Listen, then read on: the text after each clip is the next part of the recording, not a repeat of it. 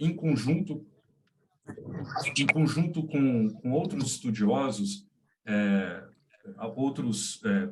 um professor de direito, Carlos Ariston-Feld, outros economistas, como Pécio Arida, Marcelo Medeiros, e um cientista político, que eles escreveram as contribuições para um governo democrático e progressista. O Bernard, a sociedade brasileira tem uma dívida imensa com o Bernard por tudo que ele vem estudando há muitos anos sobre o sistema tributário. Se nós tivermos melhorias no nosso sistema tributário, deveremos muito a ele. E agora eu faço a apresentação formal dessa figura que dispensa comentário, dispensa apresentação, mas aqui por força, por exigências de formalidade, eu vou dizer, olha, o Bernard Tapie é um economista formado pela USP. Desde 2015, ele está à frente do Centro de Cidadania Fiscal, que é um think tank dedicado aos estudos de políticas tributárias.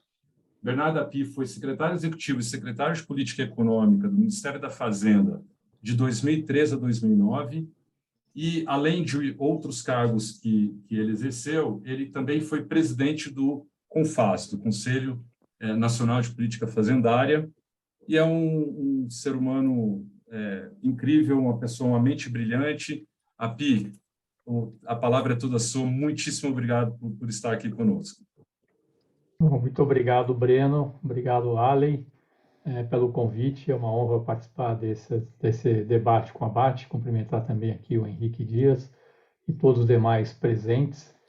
Eu concordo com o Breno. Acho que essa interlocução entre advogados, entre juristas e economistas é muito importante e enriquecedora, e é importante de ser feita. Eu acho fundamental, se a gente quiser ter boas políticas públicas, sobretudo nessa área tributária, que tem essa interlocução.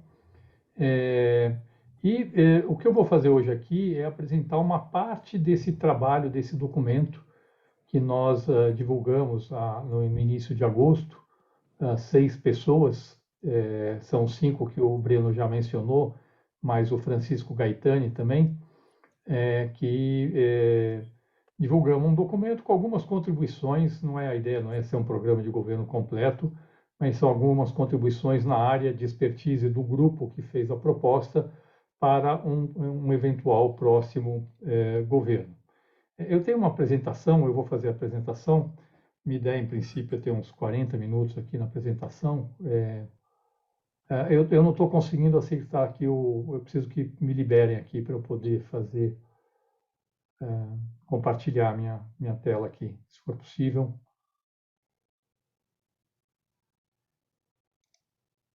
Agora foi, perfeito. Bom, não sei se vocês estão vendo aí. Estamos sim, Bernard. Tá, mudou de página? Mudou. Então tá bom, tá bom. Então quer dizer que está funcionando. Porque às vezes não funciona, né? Então é bom a gente testar. Bom, então esse documento aí do Contribuições para um Governo Democrático Progressista, foram algumas.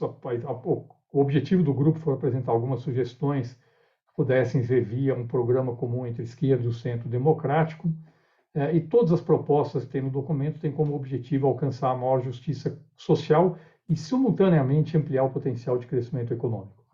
Então, tem uma dupla preocupação no documento, que é uma preocupação social, mas, ao mesmo tempo, uma preocupação de aumentar o potencial de crescimento econômico do Brasil, cuja produtividade está virtualmente estagnada nos últimos 40 anos. Então, obviamente, a gente tem um desafio enorme aí pela frente. O documento tratou, eu não vou tratar de todos os temas, mas vou só aqui apresentar inicialmente quais eram os temas tratados no documento. Ele propunha 3 grupos de reformas estruturais.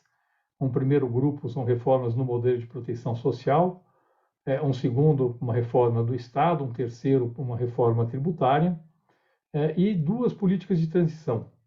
Uma política que a gente chamou de combate à inflação constitucional, que é uma ideia de tentar tirar da Constituição textos que poderiam estar em legislação infraconstitucional e que, na verdade, são dispositivos que vivem sendo mudados e no fundo, torna a nossa Constituição extremamente flexível, que é muito ruim. Uma Constituição deveria ser algo mais permanente. E uma política fiscal de transição. De todos esses itens, na verdade, vou falar do primeiro, quer dizer, da reforma do modelo de proteção social, e não de toda ela. Eu vou falar um passando de algumas partes, mas falar mais da parte de previdência, financiamento e política de previdência.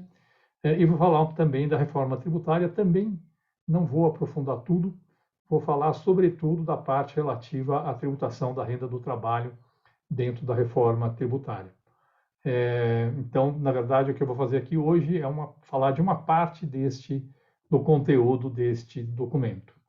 Então, começando falando do modelo de proteção social, só para explicar os slides que vêm por aí, muitas das propostas que foram feitas na reforma do modelo de proteção social, eles tomam por referência um valor que a gente chamou de renda básica de cidadania, que na verdade é o salário mínimo.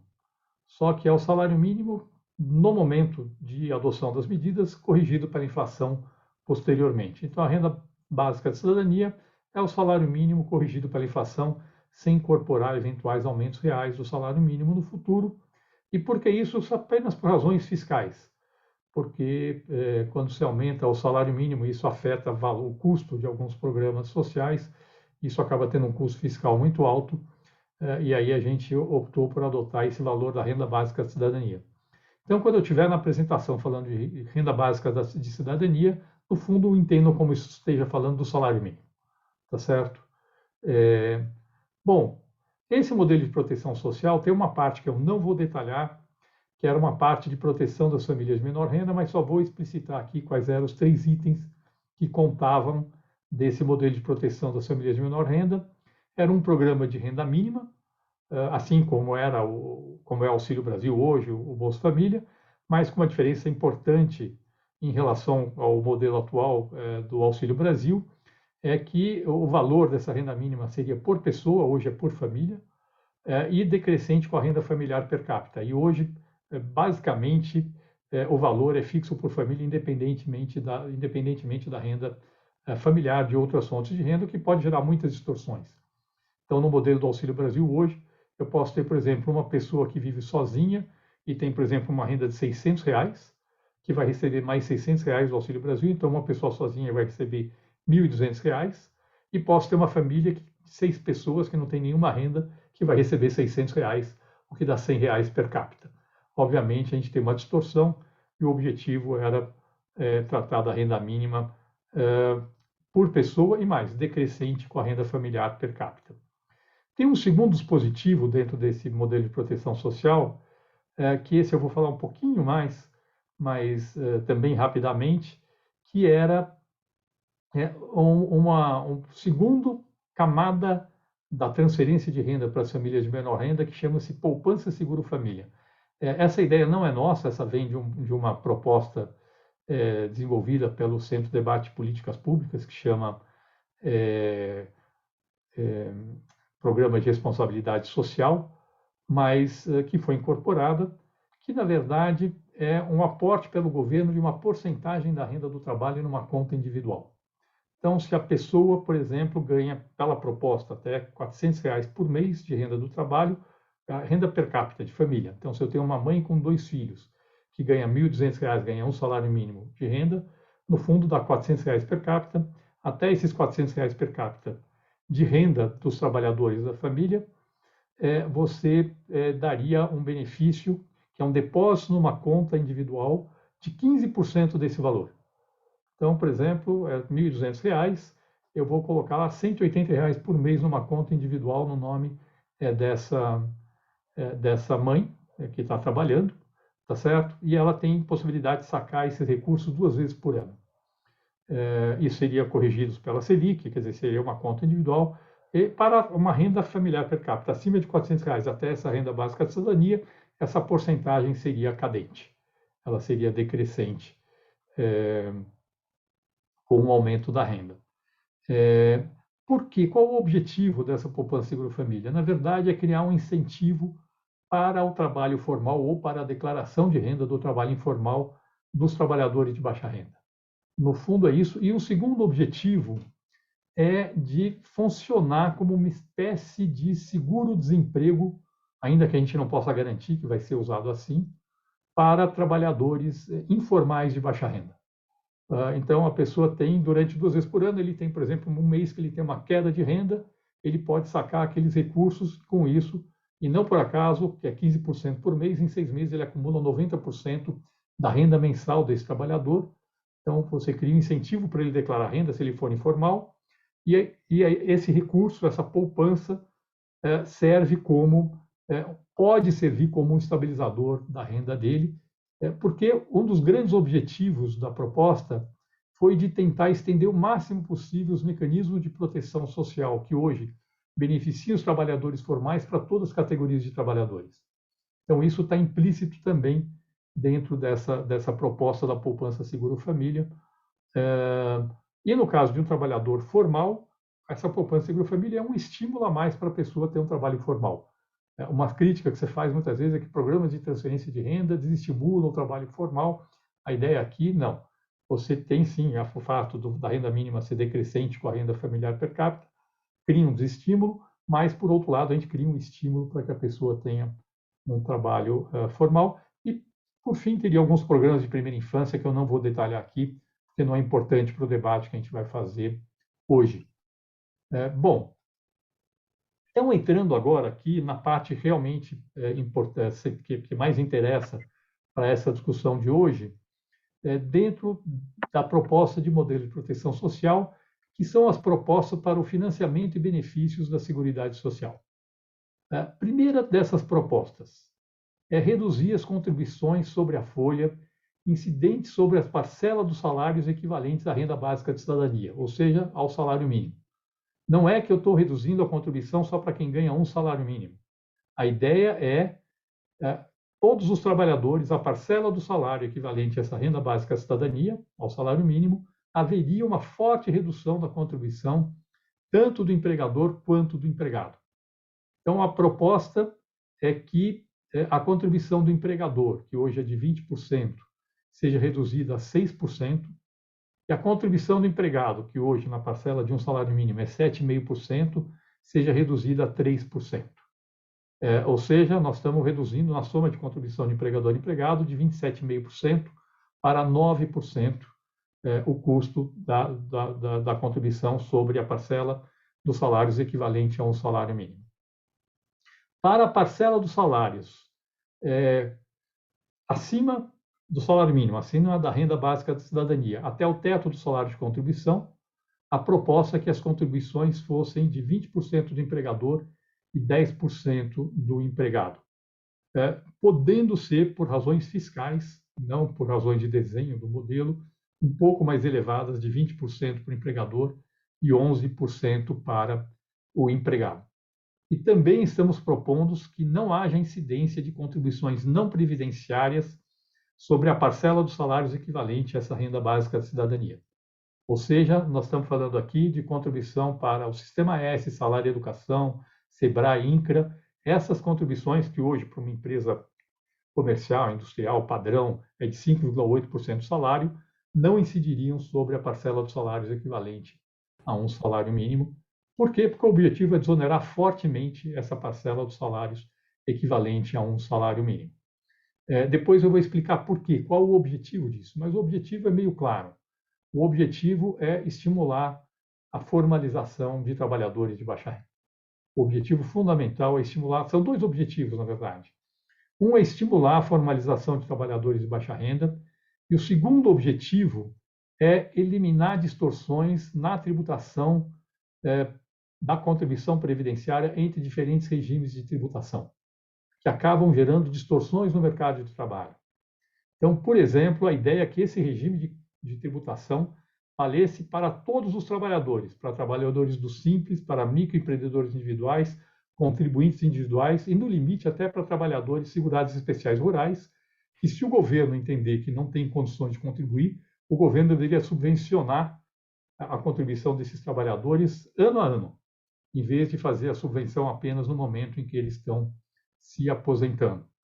E deixar bem claro aqui que, quando eu falo adotar um regime uniforme de contribuição, no caso de contribuintes individuais e MEI, se eles não tiverem uma parcela recolhida pelo contratante, a contribuição seria da soma de empregador e empregado, ou seja, seria 9% dessa renda básica de cidadania.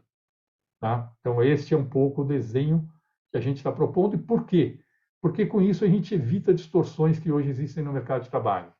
A gente está vendo muito, né, empresas, sobretudo de porte médio, de pequeno para médio, trocarem empregados formais por MEI, está se tornando um processo absolutamente generalizado. Outro dia eu conheci um pequeno empresário, pequeno para médio já, tem uma empresa com 100 empregados, 90 eram MEI, 90. Não era um trabalho, não era um número pequeno. Isso está acontecendo de forma generalizada. E, por outro lado, não faz muito sentido criar que o Simples tenha um incentivo para contratar trabalhadores e não dar de baixa renda e não dar esse incentivo para empresas de maior porte. Inclusive porque, geralmente, empresas de maior porte investem mais no seu empregado, no seu trabalhador, na qualificação dele do que empresas de menor porte. E, portanto, essa medida, ao reduzir o custo da formalização de trabalhadores de baixa renda, inclusive para empresas de maior porte, além de estimular a formalização dos trabalhadores, tem como objetivo também incentivar a qualificação dos trabalhadores. Com isso, ter um efeito positivo sobre o crescimento no longo prazo. Lembrem que eu falei no começo, a ideia da proposta, de todas as propostas que constam desse documento, é simultaneamente ter um objetivo social e um objetivo de crescimento.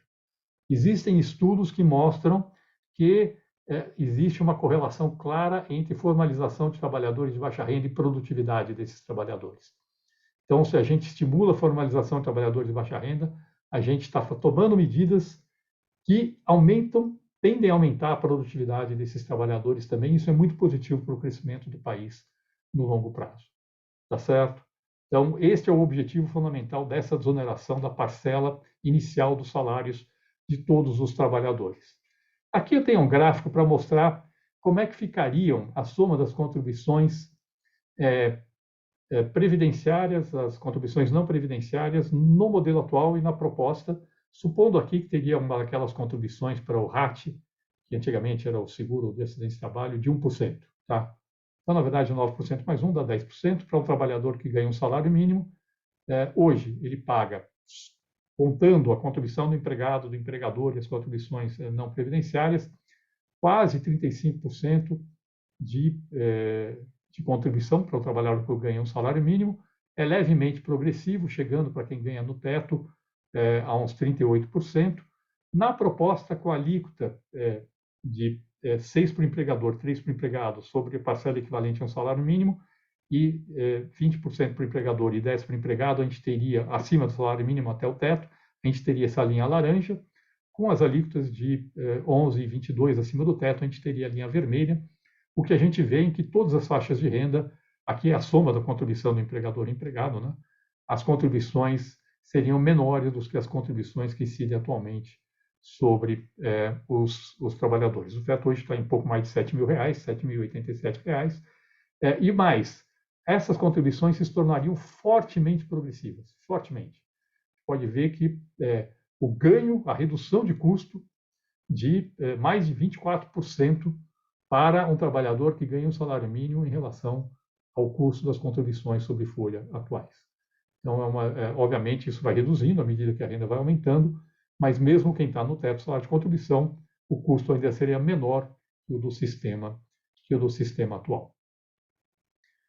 Bom, tem uma segunda parte que está dentro dessa proposta, ainda no financiamento da Seguridade Social, que é, junto com essa forte redução da contribuição sobre folha incidente sobre o primeiro salário mínimo, adotar um sistema de recolhimento obrigatório de contribuição previdenciária na contratação de trabalhadores por conta própria e microempreendedores individuais, nos dois.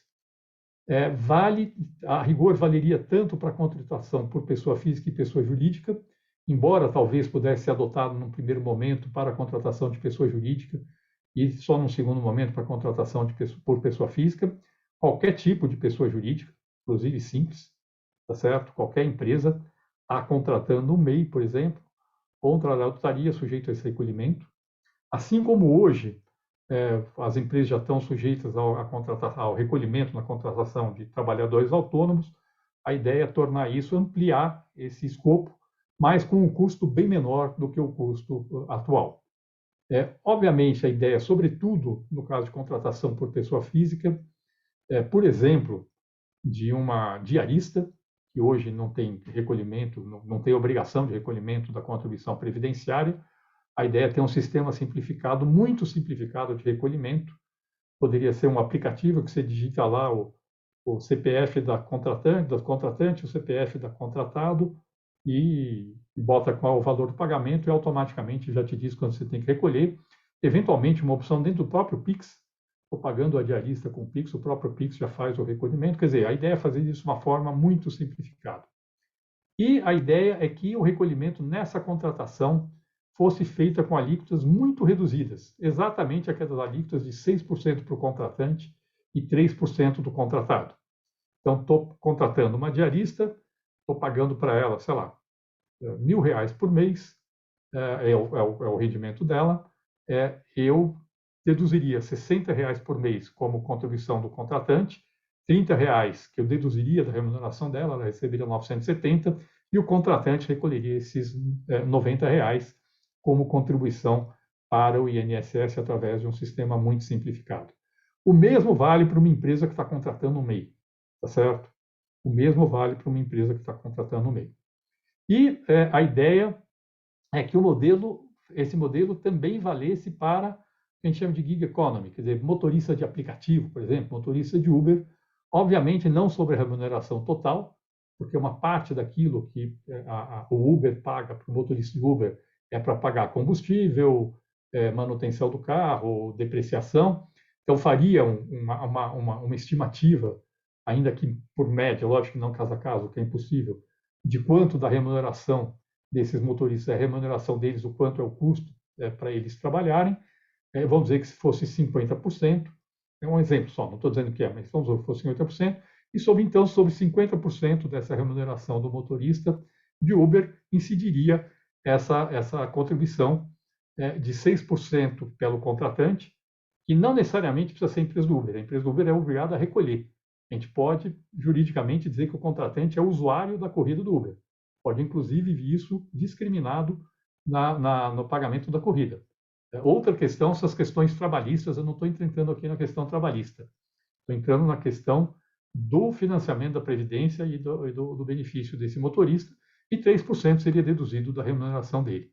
Então, a rigor, dá para fazer isso, inclusive, sem criar riscos neste modelo de caracterizar o Uber como o empregador desse motorista. Eu sei que essa é uma discussão que existe, não é minha área, eu não entendo de legislação trabalhista, eu só estou dizendo que dá para montar isso sem que isso caracterize emprego para fins de legislação trabalhista. E, bom, a hora que fez o recolhimento, esse é um ponto importante, o salário de contribuição, ele não corresponde, ele seria calculado a partir do valor que foi recolhido em nome daquele trabalhador por conta própria, daquele MEI, e eu vou explicar isso um pouco melhor agora, tá certo? Então, por que isso? Porque, obviamente, eu não posso pegar uma pessoa que está ganhando, sei lá, R$ 5.000 por mês, recolher 9% sobre R$ 5.000 e dizer que ele tem um salário de contribuição de R$ 5.000. Não faz sentido. O objetivo do modelo é ser neutro em função de todas as formas de relação de trabalho. E, portanto, estou dizendo, ok, até a renda básica da cidadania, até um salário mínimo, eu financio com a alíquota de 9%. Acima disso, a alíquota é mais elevada. E o ajuste, nesse caso, seria feito no valor do salário de contribuição que seria considerado naquele mês. Então, vou dar um exemplo aqui que eu estou usando, não é tão simples assim, tá, pessoal? Mas não se assustem, vou tentar explicar aqui. Vamos pensar o seguinte, eu vou pensar numa diarista que tem 4 empregos, trabalha em 4 casas e ganha R$ 500 por mês em cada uma dessas casas. Tá certo? Hoje em dia, nenhuma delas, nem ela poderia ser MEI, mas ela não recolhe, ninguém recolhe contribuição previdenciária para essa diarista. Neste caso, cada casa recolheria, cada empregador, né, cada contratante do serviço dessa diarista pagaria 9% de R$ 500 por mês de contribuição para a Previdência, ou seja, cada um recolheria R$ 45 e ao todo foi recolhido, e a contribuição seria, ainda que a parte do empregador, seria em nome da diarista, tá vinculada a ela, tá certo? Aliás, uma das características do modelo que a gente está propondo, a ideia é que as contribuições, tanto do empregador quanto do empregado, estejam vinculadas ao empregado, sejam relacionadas, pelo menos até o teto salário de contribuição, com o empregado. Então, foi recolhido 4 vezes R$ 45, recolheram-se R$ 180 em nome dessa diarista nesse mês. Tá certo? Por simplicidade, pessoal, estou supondo que o salário mínimo é exatamente R$ 1.200, tá? Para facilitar a conta. Então, o que eu estou falando é o seguinte, olha, a contribuição sobre um salário mínimo, sobre a renda básica da cidadania, ela é de 9%. 9% de 1.200 é R$ 108, tá certo? Significa que desses R$ 180 foram recolhidos em nome dessa diarista, R$ 108 são para financiar um salário de contribuição de um salário mínimo. Ok? Acho que deu para entender, né? E a parcela excedente, ou seja, eu recolhi além de R$ 108, foram recolhidos ainda R$ 72 a mais. 180 menos 108. O quanto esses R$ 72 geram de adicional de salário de contribuição para essa diarista? E aqui é que tem o ponto. Eles geram um adicional de salário de contribuição, considerando que sobre esse adicional de salário de contribuição incidiria uma alíquota de 30%, que é exatamente aquela soma de 20% do empregador e 10% do empregado acima do salário mínimo, acima da renda básica de cidadania. Tá certo? Agora, 72 é 30% de R$ 240. Tá certo? Deu para entender a ideia? 72 é 30% de R$ 240. Então, esta diarista, supondo que o salário mínimo é R$ 1.200, teria um salário de contribuição de R$ 1.440. Tá certo? Então, a primeira parcela das contribuições, até o valor de 9% do salário mínimo, geram um salário de contribuição de um salário mínimo. Acima do salário mínimo, você considera que a alíquota da contribuição é de 30%. Então, na prática, eu faço dividir 72 por 30%, que dá 240, e aí eu encontro qual é o adicional de salário de contribuição, e, portanto, esta diarista teria um salário de contribuição de R$ 1.440. Significa que, se ela ficar doente, ela vai ter um auxílio-doença no valor de R$ 1.400. Quando ela for se aposentar, você vai considerar o salário de contribuição de R$ 1.440 nesse modelo. Tá certo? Ou seja, o ajuste é feito no salário de contribuição. A gente faz um recolhimento numa alíquota relativamente baixa na contratação de trabalhador por conta própria, de MEI, e o ajuste é feito no salário de contribuição dessa pessoa. Tá certo? Por que isso? Porque a gente quer ter um sistema que seja neutro. Se eu disser, não, você recolhe 9%, e sobre tudo que você recolheu, que no caso dessa diarista é R$ 2.000, você está gerando um salário de contribuição nesse valor, eu estou gerando uma distorção. Porque aí é melhor eu ser conta própria do que ser um empregado formal. A gente quer um sistema que seja neutro, em que seja indiferente do ponto de vista do custo do financiamento, da previdência, ser um empregado formal ou um conta própria. A diferença é que o empregado formal, que ganha R$ 2.000 por mês, ele vai custar mais caro em termos de contribuição para a Previdência, e vai ter um salário de contribuição de R$ 2.000, enquanto que esse trabalhador por conta própria vai custar menos, mas vai ter um salário de contribuição menor. Esse é o modelo ideal? Não é, mas acho que é um modelo possível para um país como o Brasil, em que, se você colocar uma alíquota muito alta de contribuição para esse trabalhador, ele vai ficar na informalidade, ele não vai se formalizar. Então, a ideia aqui é encontrar um equilíbrio com um custo baixo entre o incentivo para formalizar e ter um benefício adicional. Lembrando que essa diarista hoje tem zero de salário de contribuição. Se ela ficar doente, ela não tem nenhuma cobertura da Previdência. Quando ela ficar idosa, tudo bem, ela pode eventualmente receber um benefício do PPC-LOAS, mas pode não se qualificar e não ter nenhum benefício. Aqui ela tem esse benefício garantido no valor de R$ 1.440. É muito melhor do que ela tem hoje. A mesma coisa vale para o motorista de Uber e para todos os outros. A mesma coisa vale para o MEI. Tá certo? Às vezes eu tenho um MEI que trabalha, ganha, sei lá, R$ 6.000 por mês, presta serviço para a pessoa jurídica no valor de R$ 6.000 por mês e está contribuindo sobre um salário mínimo. Com este modelo, ele vai ter um salário de contribuição, eu não fiz a conta exata, mas perto de R$ 2.500 por mês. É melhor que os 1.200, que é um problema social, a gente não entende isso. A pessoa tem uma renda de R$ 6.000, está contribuindo sobre 1.200, que é o que acontece com o MEI hoje. Quando ele se aposentar, ele vai ter uma queda da renda de 6.000 para 1.200. E isso é um problema social no futuro.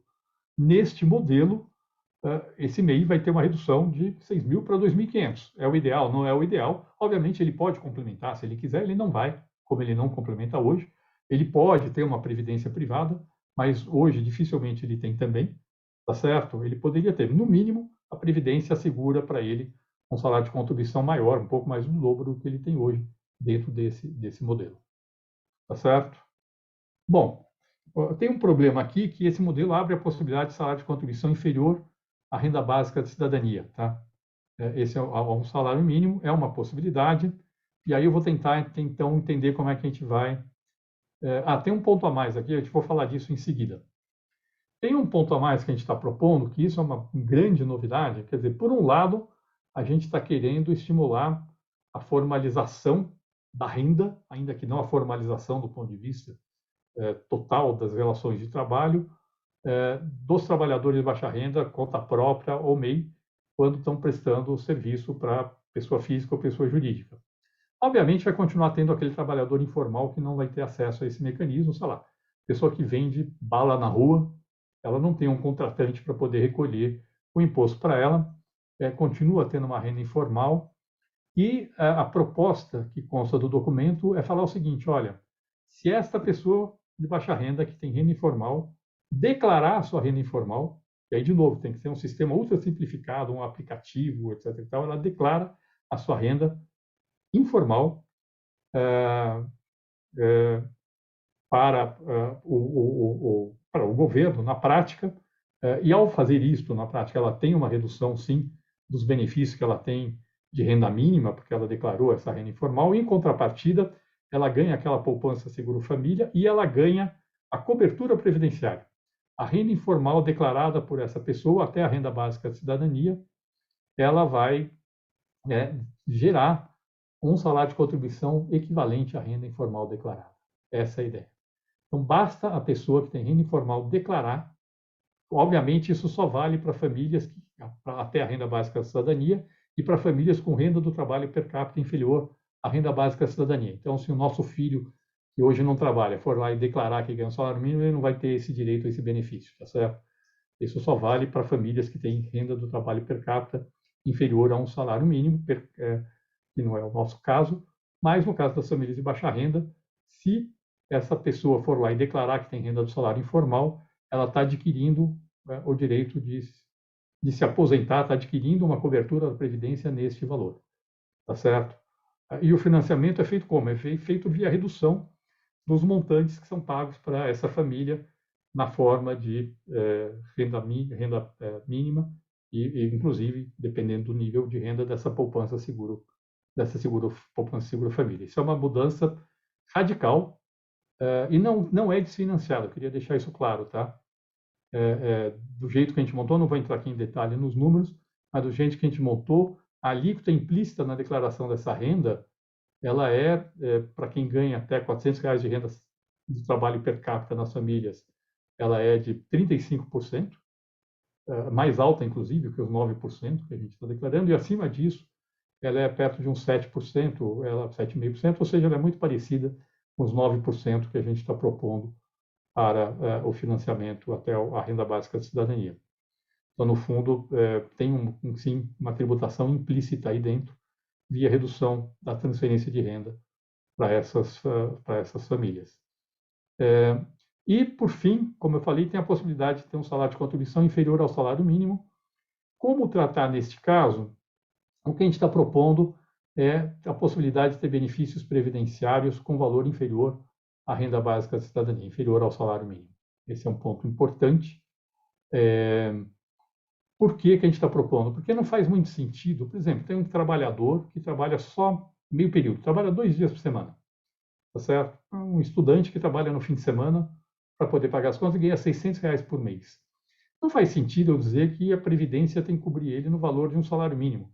Se, na verdade, a renda do trabalho dele é de R$ 600 por mês, não é de um salário mínimo. Tá certo?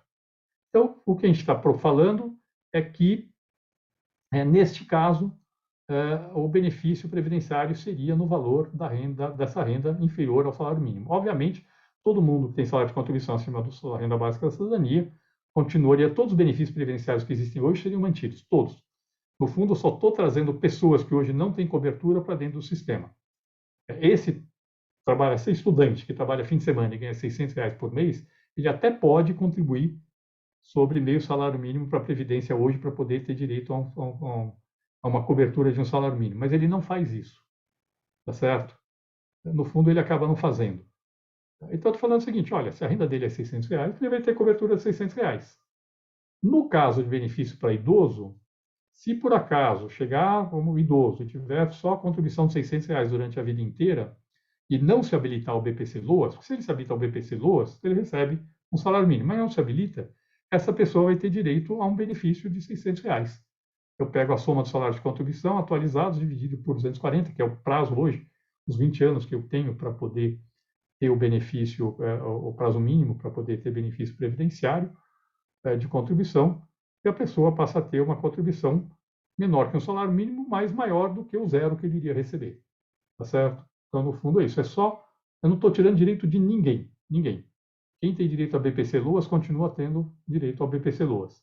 Se me perguntarem como economista, eu pessoalmente até gostaria de, em algum momento, acabar com o BPC-LOAS e deixar só esse modelo.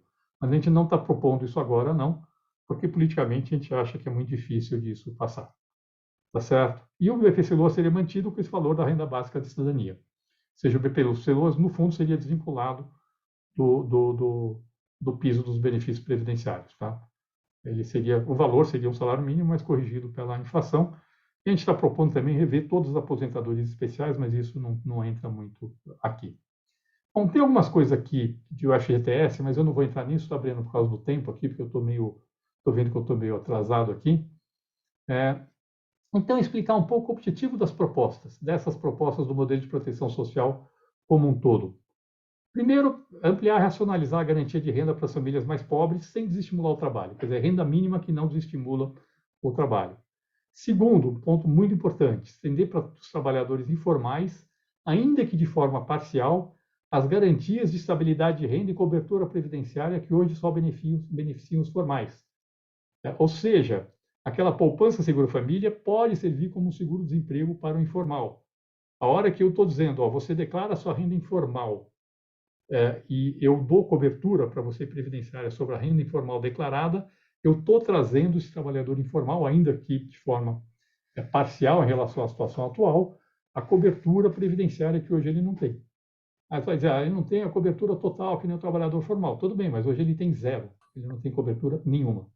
Então, nós estamos trazendo para ele uma cobertura. Ampliar a progressividade na tributação da folha de salários, quer dizer, aquele gráfico mostra que ficou bastante progressiva a tributação da folha. Estimular a formalização dos trabalhadores. Então, aqui, eu já falei disso, né? Esse é um dos objetivos principais. E, ao estimular a formalização dos trabalhadores, tem um efeito positivo sobre sua produtividade e, portanto, sobre sua remuneração no futuro e sobre o crescimento da economia. Eliminar distorções no mercado de trabalho que resultam dos regimes simplificados. O fato é que hoje nós temos muita distorção no mercado de trabalho. A gente acaba alocando trabalhadores em empresas menos eficientes, simplesmente porque a gente faz com que as empresas menos eficientes sejam menos tributadas na folha do que as empresas mais eficientes. E, no fundo, isso é muito ruim. É muito ruim para o crescimento da economia no longo prazo. É desestimular a rotatividade artificial de trabalhadores. Isso tem a ver com a coisa do FGTS, que eu pulei aqui, mas a ideia é usar o FGTS para financiar o seguro-desemprego, como a parcela inicial do seguro-desemprego seria o próprio FGTS. Esse é um problema que a gente tem hoje. Hoje, quando o trabalhador é demitido, na verdade, ele ganha o FGTS e ainda ganha o seguro-desemprego. Tá certo? Então, na verdade, a gente tem um sistema que estimula o trabalhador de baixa renda a forçar a sua demissão, que estimula a rotatividade do mercado de trabalho. Isso é muito ruim, porque a empresa tem pouco interesse em investir na qualificação desse trabalhador. Tá certo? Então, não adianta o governo ficar criando um programa de qualificação de trabalhador quando eu tenho um sistema que desestimula as empresas a investirem em qualificação de trabalhador, sendo que as empresas sabem muito melhor do que o governo o que precisa investir para qualificar o trabalhador. tá certo? No fundo, a gente tem um sistema muito ruim, mas isso passa por isso e, por fim, corrigir as distorções que resultam das aposentadorias especiais. Bom, vou falar agora da reforma tributária. Só falando rapidamente, tem uma proposta lá de tributação do consumo, obviamente na linha da PEC 45 e PEC 110, e aqui por razões óbvias, tá certo? Tem uma proposta de tributação da renda do capital, mas que eu não vou detalhar aqui, porque não é o foco hoje, que seria a redução da alíquota corporativa para 25%, uma tributação dos lucros distribuídos e outras rendas do capital na pessoa física, com base numa tabela progressiva, rever a tributação de aplicações financeiras, eliminar isenções e, principalmente, eliminar a possibilidade de diferimentos que só beneficiam pessoas muito ricas, como fundos fechados e offshores, tá certo? Que existe, que é uma distorção enorme que a gente tem hoje. Você tem o seu dinheiro, bota lá no seu fundo aberto, você tem come cotas. A pessoa que ganha 100 vezes mais que você tem um fundo fechado e não paga come cotas, ou tem uma offshore e só paga o dinheiro quando reinternaliza o dinheiro, ou só paga o imposto quando reinternaliza o dinheiro no Brasil. A ideia é adotar um sistema só para tudo, mas isso não está aqui, não é o nosso foco agora. Tá certo? Na tributação da renda do trabalho, o que está sendo proposto? O que está sendo proposto é uma correção limitada da tabela do imposto de renda da pessoa física, limitada. Já vimos que, pelo menos o Lula já disse que quer fazer mais, mas eu acho que teria uma aplicação melhor dos recursos do que essa nossa proposta é elevar o limite de isenção para R$ 2.500 por mês, corrigir as demais faixas, mantendo a diferença em reais entre a faixa, mas, em contrapartida, a partir daí, começar a corrigir anualmente pela inflação a tabela do IRPF. Tá certo? E, quando der, corrige mais. Quando tiver condição fiscal, se tiver uma situação fiscal muito folgada, pode até corrigir mais, mas não usar recursos demais na correção da tabela do imposto de renda. Aumentar a progressividade do IRPF sem ampliar a distorção atual na tributação da renda do trabalho. O que acontece hoje, e esse é um ponto importante, é que a contribuição sobre folha do empregador, que incide sobre a parcela do salário em cima do teto, ela não gera benefício para o empregado, porque o benefício é limitado ao teto do salário de contribuição. Então, no fundo, ele é equivalente ao imposto sobre a renda do trabalhador. No fundo, é um imposto sobre a renda daquele trabalhador, assim como é o IRPF. Então, quando a gente faz a conta direitinho, para o trabalhador brasileiro que ganha acima do teto do salário de contribuição, mais de R$ 7.100 por mês, a cada R$ 100 a mais que ele tem de renda, ele custa, no mínimo, 134,8 para a empresa, ele vai receber 72,5, mais o FGTS que ele vai recuperar. E quando a gente faz a conta certinho, a gente vê que esse custo tributário sobre o custo a marginal para a empresa dá algo como 40%, um pouquinho mais de 40%. Então, no fundo, um trabalhador formal que ganha mais de R$ 7.100 no Brasil hoje, a alíquota marginal que incide sobre a renda do trabalho dele, que não gera benefício, hoje no Brasil é de 40%. Tá certo? É muito alta. Então, criar alíquota adicional no RPF sem corrigir o problema de que tem a contribuição sobre folha, que é um custo sobre a renda desse trabalho, oneraria ainda mais o trabalhador formal. Enquanto que a gente tem situações, no caso de, sei lá, trabalhadores pejotizados, em que o custo é muito, muito menor do que esse. Tá certo? Então, só para dar um exemplo, se eu tenho um sócio de uma empresa de lucro presumido, em que a renda dele, de fato, antes do imposto de renda, é de 80% do faturamento, obviamente que isso depende da relação lucro efetivo sobre faturamento. Mas ele paga imposto sobre 32% do faturamento, esta pessoa, até R$ 50.000 de renda, arredondando, por mês, ela está pagando uma alíquota marginal de 10%, e acima de R$ 50.000 está pagando uma alíquota marginal de 13,2%. Então, eu tenho situações no Brasil de um trabalhador formal que ganha R$ 7.100, que a alíquota marginal para ele é de 40%, e um PJ, um profissional liberal de uma empresa do lucro presumido, pode ser do Simples também, até um certo valor de renda mensal vale mais o Simples, mas a partir de um certo valor é melhor o lucro presumido, que está pagando, sei lá, pode ganhar R$ 100.000 por mês e tem uma alíquota marginal de 13,2% de imposto de renda. Não estou considerando aqui os tributos indiretos, mas de imposto de renda. Obviamente, nós temos uma distorção extremamente relevante na tributação da renda do trabalho no Brasil. Então, como a gente está propondo fazer isso, estamos propondo, por um lado, criar sim uma alíquota, uma faixa adicional no IRPF, mas em contrapartida reduzir a contribuição sobre folha sobre a parcela dos salários acima do teto do salário de contribuição de 20% para 10%. Tá certo? Então, reduzir esse custo temporariamente, essa redução seria repassada aos trabalhadores.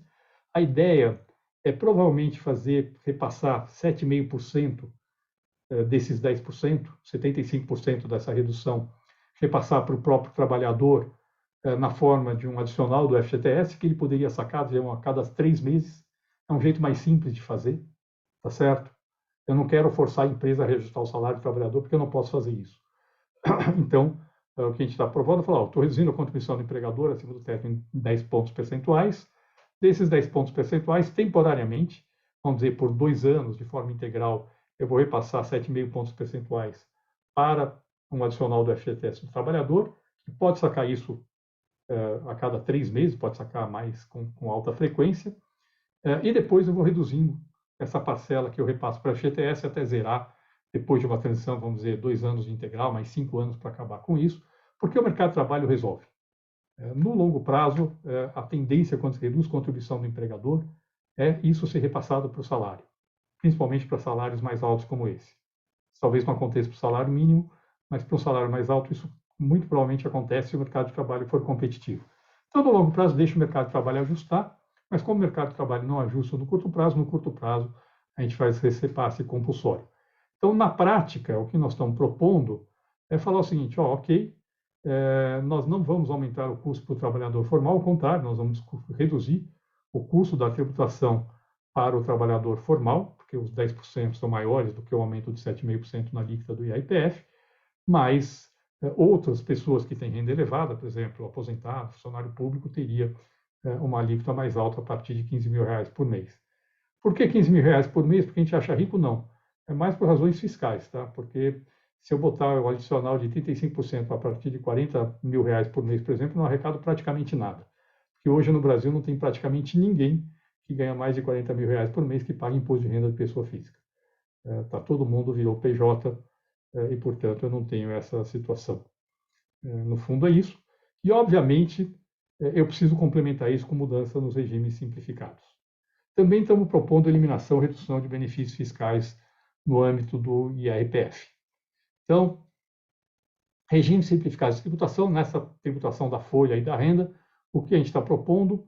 Tributação da folha é um regime igual para todo mundo, inclusive simples, tá certo? Aquele modelo de primeiro salário mínimo, 6% do empregador, 3% do empregado. Só para dar uma ideia para vocês, isso reduz bastante a contribuição das empresas do Simples sobre a folha em relação ao que tem hoje. Não reduz só para as empresas grandes, não.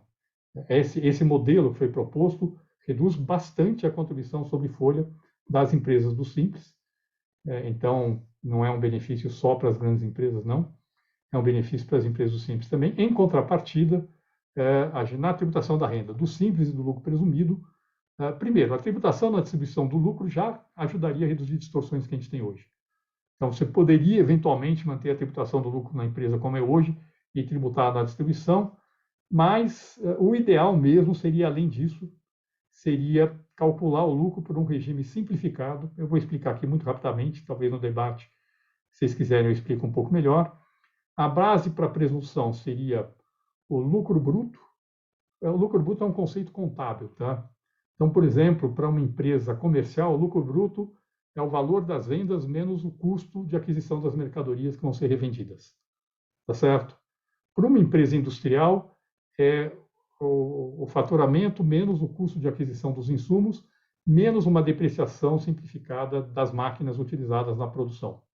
Mas é um conceito contábil. Numa empresa de serviços, o lucro bruto é basicamente o faturamento menos os gastos com pessoal vinculados àquela produção. Então, eu deduziria o lucro bruto, deduziria também a folha de encargos administrativos. No lucro bruto, o conceito de lucro bruto é só aquilo que está vinculado diretamente à produção. Mas eu tenho, por exemplo, folha de encargos que são da área administrativa da empresa, você reduziria isso, e isso passaria a ser a base para a presunção do lucro. Em vez de ser o faturamento, eu passo a adotar como base para a presunção um valor muito mais próximo do lucro efetivo da empresa do que o faturamento. O que acontece quando eu tributo o faturamento, em vez de tributar o lucro, é que eu beneficio a empresa que tem alta margem e prejudico a empresa que tem baixa margem. Então, a empresa que tem alta margem de lucro é beneficiada pela tributação do faturamento e a empresa que tem baixa margem de lucro é prejudicada. Com esse modelo, eu adotaria uma presunção. Obviamente que a presunção seria com um percentual maior do que hoje, tá certo? Então, seria, por exemplo, 80% desta base e não 32% do faturamento, como é hoje. Mas, de novo, uma empresa que tem muito funcionário, a base seria pequena. Uma empresa do lucro presumido que tem muito funcionário, a base seria pequena, poderia ser até menor do que hoje. Uma empresa do lucro presumido que não tem funcionário, que é basicamente o trabalho do sócio, pagaria mais. Tá certo? No fundo, esse é o conceito. Por que a gente está propondo ainda manter um regime de presunção, em vez de calcular o lucro mesmo? Porque eu não tenho que ficar controlando outras despesas que são jogadas na contabilidade. E quando eu tenho outras despesas, gasto com restaurante, táxi, não sei o que, é um inferno você controlar isso. Tá certo? Então, quando fazendo esse modelo com uma base de presunção, que são só despesas claramente vinculadas ao negócio e folhas e encargos, no fundo, eu estou adotando uma base muito mais próxima do lucro, sem abrir espaço para ficar jogando despesa pessoal dentro da empresa, e esse lucro passaria a ser tributado na pessoa jurídica, pode ser pelas alíquotas normais, no caso do lucro presumido, pode ser feito um modelo que nem tem nos Estados Unidos, um modelo de pass-through, em que você pega esse lucro calculado na empresa de forma simplificada e leva direto para a tabela do imposto de renda da pessoa física. Então, por exemplo, no fundo, com uma pequena, pelo menos no caso do Simples, eu acho que faria sentido. Um pequeno empresário do Simples, que tem faturamento, sei lá, de R$ 10.000 por mês, e tem um lucro de R$ 3.000 por mês na empresa, que hoje está pagando algum imposto de renda, pequenininho, mas está pagando, pelo Simples, neste modelo, ele calcularia lá um lucro de R$ 3.000 por mês, leva para a pessoa física, tem o desconto simplificado, dá menos que os 2.500 e ele estaria isento, tá certo? Então, esse pequeno empresário, pequeno mesmo, estaria isento. Agora, a pessoa que tem uma renda de R$ 50.000 e está no Simples por mês, essa pagaria imposto de renda, como deve pagar todo mundo que tem a mesma renda. Então, basicamente, é isso. Falando aqui, estou terminando, tá, Breno? Peço desculpa, eu me estendi um pouco demais aqui, mas é meio...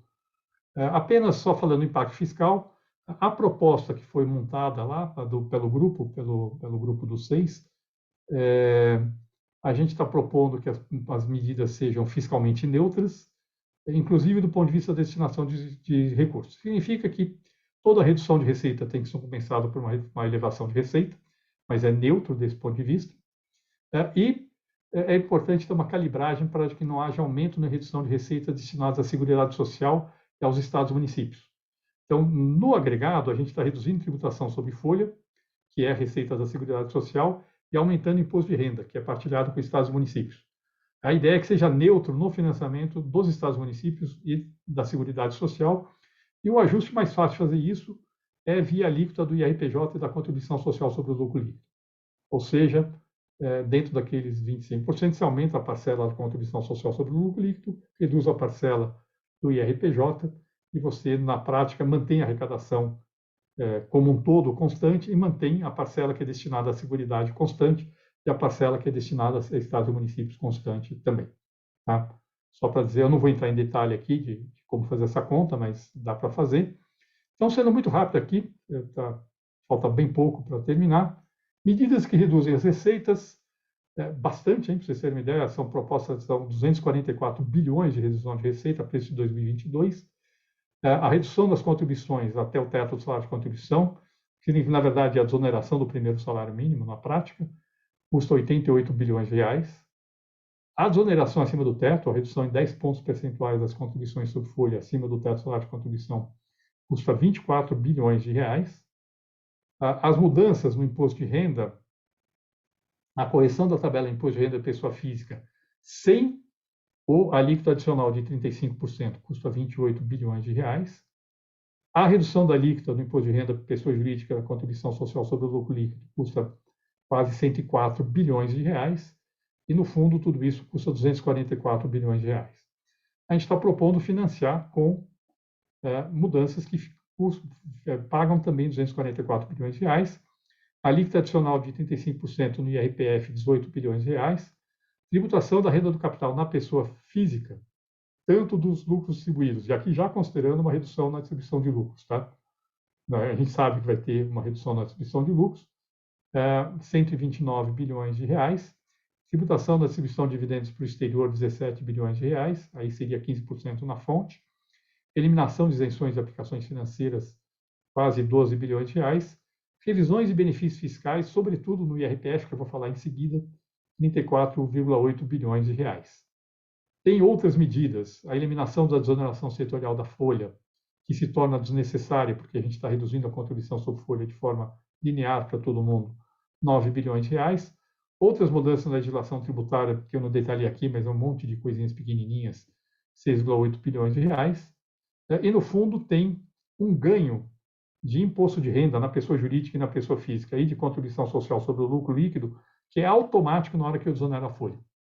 Na hora que eu reduzo a contribuição do empregador sobre a folha, automaticamente aumenta o lucro dele, e eu tenho uma parcela disso que é tributado pelo imposto de renda de pessoa jurídica.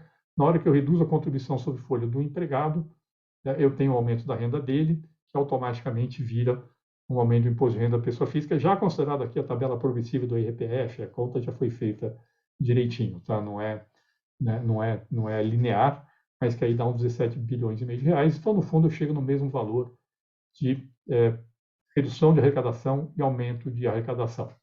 Não incorporei aqui a eventual mudança na tributação da renda nos regimes simplificados, tá? Só a tributação na distribuição. Tem implícito assim, aqui tem implícito sim, nesses 129 bilhões de reais, tem implícito que a distribuição de lucros por empresas do lucro presumido do Simples vão ser tributados na pessoa física, tá? Ok? Mas não tem implícito nenhuma mudança na forma de apurar o lucro nas empresas do lucro presumido na pessoa física. E, finalmente, só complementando aqui, que benefícios fiscais poderiam ser reduzidos? Pessoal, não estou dizendo que isso é fácil politicamente. Aqui nós estamos propondo um trabalho técnico. A questão política tomou preocupação com algumas questões políticas, como não propor acabar com o PPC-LOAS, pelo menos não no primeiro momento, mas a gente está propondo, então, no imposto de renda da pessoa física, eu não sei se vocês sabem hoje, tem pessoas que têm moléstia grave, aposentados que têm moléstia grave, têm isenção total sobre sua renda, imposto de renda da pessoa física. Agora, não faz muito sentido, é ultra, pessoal, isso beneficia sobretudo pessoas que têm renda muito elevada. Por que não botar um limite? Falar, tudo bem, você é isento até 5 mil, 10 mil reais por mês, mas não acima disso, tá certo? Por que que o pobre que tem uma moléstia grave vai para o SUS e o rico deixa de pagar imposto de renda? Tá certo? Então, estão propondo aqui limitar pela metade. Não chegamos a fazer a conta detalhada, dá para fazer, eu descobri outro dia, mas ainda não fiz. Tem algumas isenções ainda por rescisões de contrato de trabalho, não vejo motivo de manter isso. E tem a ideia de botar um limite para dedução de despesas médicas, da mesma forma que tem um limite hoje para dedução de despesa com instrução. Então, teria aí um ganho. A ideia é reduzir pela metade. E se você vai botar o limite para dedução de despesa médica na pessoa física, tem que botar na pessoa jurídica, senão, obviamente, a pessoa joga a despesa médica para a pessoa jurídica e não para a pessoa física. E aí chegamos aí nesses quase 35 bilhões de reais de redução de benefícios fiscais. Bom, é isso, Breno. Peço desculpas aí, eu me estendi um pouco. É muita informação, tá? Eu sei que é muita informação, mas eu espero que o debate sobre essas propostas seja boa. Não acredito que todo mundo vai gostar, tá certo? Algumas pessoas vão fazer conta e falar, pô, eu vou pagar mais imposto. É verdade. Eu também, eu mesmo vou pagar mais imposto se aprovar essa mudança, tá certo? Uma boa parte da minha renda eu recebo como PJ, então... Mas eu acho que o Brasil tem que começar a ter um sistema que seja igual para todo mundo. Se a pessoa tem renda de 20 mil reais por mês, se ela é empregado formal, se ela é PJ, se ela é servidor público, ela tem que pagar o mesmo imposto. No fundo, é isso que tem por trás dessa proposta e tem por trás, obviamente, uma desoneração muito forte da tributação da folha de pessoas de baixa renda. É isso, Breno. Obrigado aí. Desculpa aí por me estender pelo meu tempo. Acho que eu gastei aí uns 10 minutos a Bernard, mais do que estava foi previsto. excelente. Assim, eu não queria que você parasse, estava muito bom. Eu passo aqui a palavra, Bernard, para o Henrique, que é o secretário executivo do comitê, e que ele tem já uma pergunta para lhe fazer. Vamos Henrique, lá. por favor. Oi, Bernardo. Boa tarde, tudo bem? Boa tarde, pessoal. Bom, foi fantástica a apresentação, Bernardo, muito boa. E a gente já recebemos dúvidas aqui, tá, das pessoas que estão participando, inclusive eu já vou citar uma aqui, o Dr. Pedro Akel, que está aqui presente, ele levantou algumas dúvidas, tá? Então, eu não sei se a gente vai liberar o microfone dele ou se eu vou passar aqui a dúvida dele. Tá? Breno, acho que é você que decide isso, não sou eu. Não, tudo bem. Henrique, eu imaginei que talvez você pudesse fazer aquela sua pergunta, Tá. ou... E aí a gente libera o Pedro, tá bom. Pode ser, ótimo. Tá bom. Bom, tem uma pergunta que é com relação ao financiamento da Previdência. A gente verificou que, de fato, aumentando a tributação de pessoas jurídicas, enfim, para financiar a Previdência, seria, aí, de fato, algo muito bom para o Brasil, mas existe um dos pontos em que a gente faz uma análise, tá? Existe um estudo sobre isso, inclusive isso foi objeto em 2019 da emenda constitucional que alterou a 103 de 2019, tá? Que ela alterou a questão da DRU, tá? E é justamente esse ponto que eu acho que preocupa ainda muita gente no mercado, né? Existe um estudo previdenciário que a DRU, né, foi responsável pelo déficit previdenciário há um tempo atrás, tá? Isso começou lá em 97, em 94, 97 com os fundos e finalmente foi institucionalizado em 2000 com a DRU.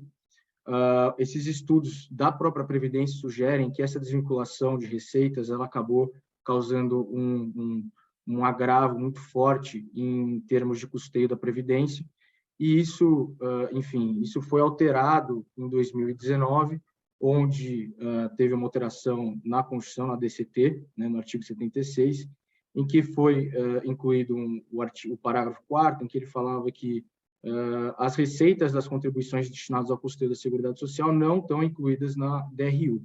Tá? Então, eu queria saber se nesse estudo existe alguma... E essa alteração constitucional, ela tem previsão até o final de 2023. Tá?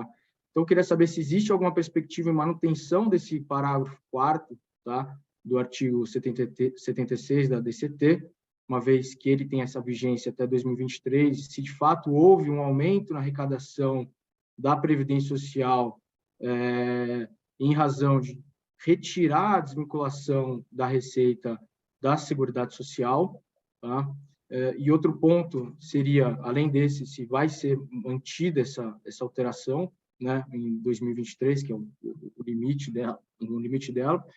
E a outra dúvida seria uma questão de estreitamento de base de pirâmide etária brasileira. A gente vê que a população está envelhecendo, se abre a pirâmide etária brasileira, você vê que a base dela hoje é menor, né? E se essa inclusão agora de pessoas que estão fora da Previdência, passando a estarem cobertos pelo sistema previdenciário, também recolhendo as contribuições para esses novos trabalhos, né, que são esses trabalhos de aplicativos, são esses MEIs, são essas pessoas autônomas que trabalham por conta própria, que isso vem aumentando demais no Brasil, não só no Brasil como no mundo, né? A gente tem hoje um êxodo enorme de pessoas de trabalhos formais, né? O Great Resignation, a gente vê muito se falar sobre o Quiet Quitting, Great Resignation, onde as pessoas estão saindo dos trabalhos formais e buscando mais flexibilidade. Então, a gente tem, de fato, uma alteração no novo método de trabalho. Eu acho que essa proposta está muito bem-vinda, porque ela está trazendo esse novo grupo de pessoas está trazendo esse grupo para a Previdência. Então, a dúvida seria se, com essas novas contribuições, o sistema previdenciário, considerando o estreitamento da base da pirâmide demográfica do Brasil, já seria o suficiente para garantir uma previdência a longo prazo. E se, de fato, mantendo-se a questão da DRU desvinculada das contribuições destinadas à Seguridade Social, se o Brasil não teria aí um problema de previdência nos próximos 10, 15 anos. Não sei se eu fui claro, porque tem muitas dúvidas com relação a isso. Foi bastante claro. Eu vou começar pela sua segunda pergunta, tá? Na prática, o que acontece? Não é por acaso, tá? Só queria deixar isso claro, que as alíquotas que eu coloquei na soma de empregador e empregado sobre o primeiro salário mínimo, sobre a renda básica da cidadania, de 9%, e acima é de 30%. Não é por acaso, tá? Por quê? Tem um trabalho que a gente encomendou um trabalho no CECIF sobre qual é a alíquota que equilibra atuarialmente contribuições e benefícios no Brasil, tá certo? E a alíquota que contribui aí depende muito da taxa de desconto que você usa, tá certo?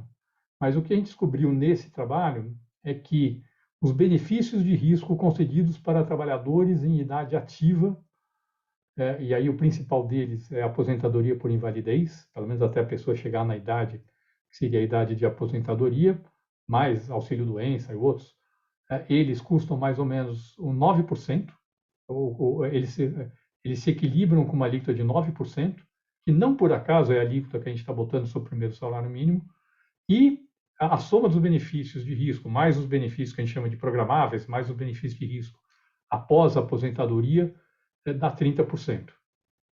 A alíquota que equilibra com uma taxa real de desconto de 3% ao ano. Mas vai dizer, não, o juro hoje, de longo prazo, está acima de 3% ao ano. Mas, assim, 3% ao ano é um juro real de longo prazo se o Brasil der certo. Tá? Se eu for botar o juro lá que está hoje 6% ao ano, não é nada. A contribuição seria praticamente zero, quebraria a previdência no curto prazo. Mas a gente, não por acaso, a gente botou esses números. Tá? Então, são alíquotas que, no fundo, no longo prazo, equilibram atuarialmente o sistema. Tá? Essas alíquotas de 9% e de 30%. E por que a gente propôs, sobre o primeiro salário mínimo, só o benefício de risco?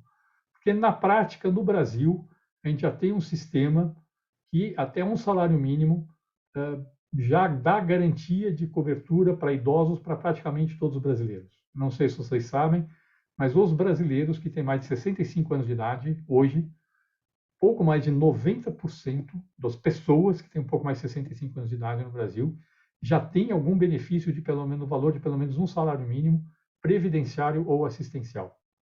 Tá?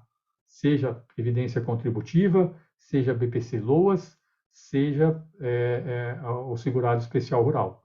Então, no fundo, o Brasil já tem um sistema quase universal de garantia de uma renda de um salário mínimo para todo mundo que chega e vira idoso, quase universal. Perto de países em desenvolvimento, a porcentagem de idosos cobertos no Brasil é muito maior, mas não é um pouco maior, é muito maior do que outros países em desenvolvimento. Lógico, não países desenvolvidos, mas países em desenvolvimento é muito maior. Então, no fundo, a gente tem um sistema que já dá essa cobertura quase universal e é burro no financiamento, porque ele cobra muito caro e desestimula a formalização dos trabalhadores. Então, no fundo, a gente vai falar o seguinte, vamos assumir que essa cobertura sobre um salário mínimo é universal, tá certo? É universal. Podemos até assumir que ela é não contributiva, e podemos ir aos poucos, Henrique, na sua primeira pergunta, a hora de calcular o déficit da Previdência, as pessoas se preocupam muito com o número do déficit da Previdência. Eu me preocupo com os números das finanças públicas como um todo. Assim, quer dizer, falta dinheiro. Óbvio que a gente está preocupado e está mantendo a arrecadação da Seguridade, mas, no fundo, dizer que está faltando dinheiro na Seguridade, está sobrando dinheiro no orçamento fiscal, é a mesma coisa que dizer que está faltando dinheiro no bolso direito e está sobrando dinheiro no bolso esquerdo, entendeu? O que é relevante é só a conta fiscal como um todo. Mas, se você quiser ir para o discurso, para o cálculo, você pode até, aos poucos, ir assumindo, com uma migração aí de vários anos, e assumindo que a parcela das aposentadorias de um salário mínimo não é despesa da Previdência, é despesa do orçamento fiscal. Porque, no fundo, a gente está tornando ela não contributiva. A despesa de benefício de risco para trabalhador em idade ativa, essa é contributiva, porque está lá nos 9%. Mas, no fundo, o modelo que a gente está propondo é o governo está subsidiando a parcela da aposentadoria equivalente à renda básica da cidadania para todos os trabalhadores. E por que aqui é importante a renda básica da cidadania? Por que é importante vincular o salário mínimo? Exatamente para que esse custo fiscal não seja crescente no longo prazo com o aumento real do salário mínimo. Entendeu? Não é por acaso. Quer dizer, a proposta toda tem uma lógica que amarra ela. Mas, no fundo, eu estou dizendo, olha, eu estou fazendo um modelo em que a aposentadoria até esse valor da renda básica da cidadania é um benefício assistencial e não contributivo. Tá certo? E se eu tiro isso, não vou tirar tudo de imediato, porque a redução da contribuição é ao longo do tempo. Então, eu vou podendo aos poucos tirando isso. E aí, se você está olhando para o número de déficit da Previdência, isso melhora o resultado. Mas eu, honestamente, não me preocupo com o déficit da Previdência, eu me preocupo com o déficit das contas fiscais em geral. Esse sim me preocupa, tá certo? Quer dizer, que está sobrando dinheiro aqui, faltando lá, no fundo não resolve muito. Eu estou propondo ajuste lá na CSL e Imposto de Renda Pessoa Jurídica, não tanto por causa do financiamento da Seguridade, mas muito mais porque não faz sentido eu fazer uma mudança e aumentar o montante que eu transfiro para Estado e município por conta dessa mudança, tá certo? Se algum dia a gente desvincular as transferências para Estados e municípios, FPF, PM, da arrecadação, aí, quem sabe, a gente possa até adotar outro modelo, mas, por enquanto, não dá para fazer isso. Então, eu chego na sua primeira pergunta do financiamento da Previdência. Olha, eu não tenho olhado os números da DRU num período muito recente, mas até há poucos anos atrás, quando eu olhei, a DRU estava se tornando completamente irrelevante. Não é por acaso que o governo, na reforma da Previdência de 2019, falou que a DRU não incide mais sobre as contribuições da Seguridade Social. Nunca incidiu sobre contribuição para a Previdência, tá? Mas sobre COFINS, PIS, contribuição social sobre o lucro líquido, incidia. Por quê? Porque o governo estava tirando via DRU e estava devolvendo dinheiro do orçamento fiscal para a Seguridade, no mesmo montante. Então, no fundo, a DRU foi se tornando totalmente irrelevante, tá? No fundo, é isso. Ela tá se tornando irrelevante. Se a sua preocupação é com o número do déficit da Previdência, a mudança que eu estou sugerindo aí, eu gosto muito da ideia de ser atuarialmente equilibrado. No curto prazo, no fluxo financeiro, não vai ser equilibrado. A gente foi muito generoso na concessão de benefícios previdenciários no passado. As pessoas se aposentaram muito cedo, etc. e tal. Hoje em dia, não estamos mais tão generosos, tá certo? Mas, no fundo, se você tem se você tiver uma contribuição que equilibra atuarialmente benefícios, se a população estabilizar, no longo prazo ele tende ao equilíbrio, inclusive financeiro, tá certo? Não no curto prazo. Se a população continuar caindo indefinidamente, aí não tem jeito. Aí a gente sempre vai estar com uma população envelhecendo, aí não tem como. Aí mesmo que você cobre uma alíquota que equilibra financeiramente, você vai ter que tirar dinheiro via orçamento fiscal para financiar uma parte da despesa da Previdência. Não sei se eu respondi ou não, mas no fundo é isso. No fundo, a sua pergunta é meio irrelevante, Abdul, tá? Eu não veria nenhum problema em manter essa exceção que está prevista na emenda constitucional da reforma da Previdência de 2019. Tá bom, foi perfeito, Tá? sim, foi claro. Acho que, Breno, não sei como é que está de tempo, mas tem uma pergunta do Pedro. Tem, isso. Pedro, pode fazê-la diretamente ao Bernard, por favor? Professor Bernard, parabéns pela exposição, muito enriquecedora. Na verdade, olhando aqui o material Contribuições para um Governo Democrático Progressista, eu acabei achando já a resposta. A minha pergunta era, na verdade, só para saber se essa tributação progressiva ela teria como teto o salário de contribuição, né? Então, existe uma desoneração para o restante. Então, já tá respondida essa pergunta.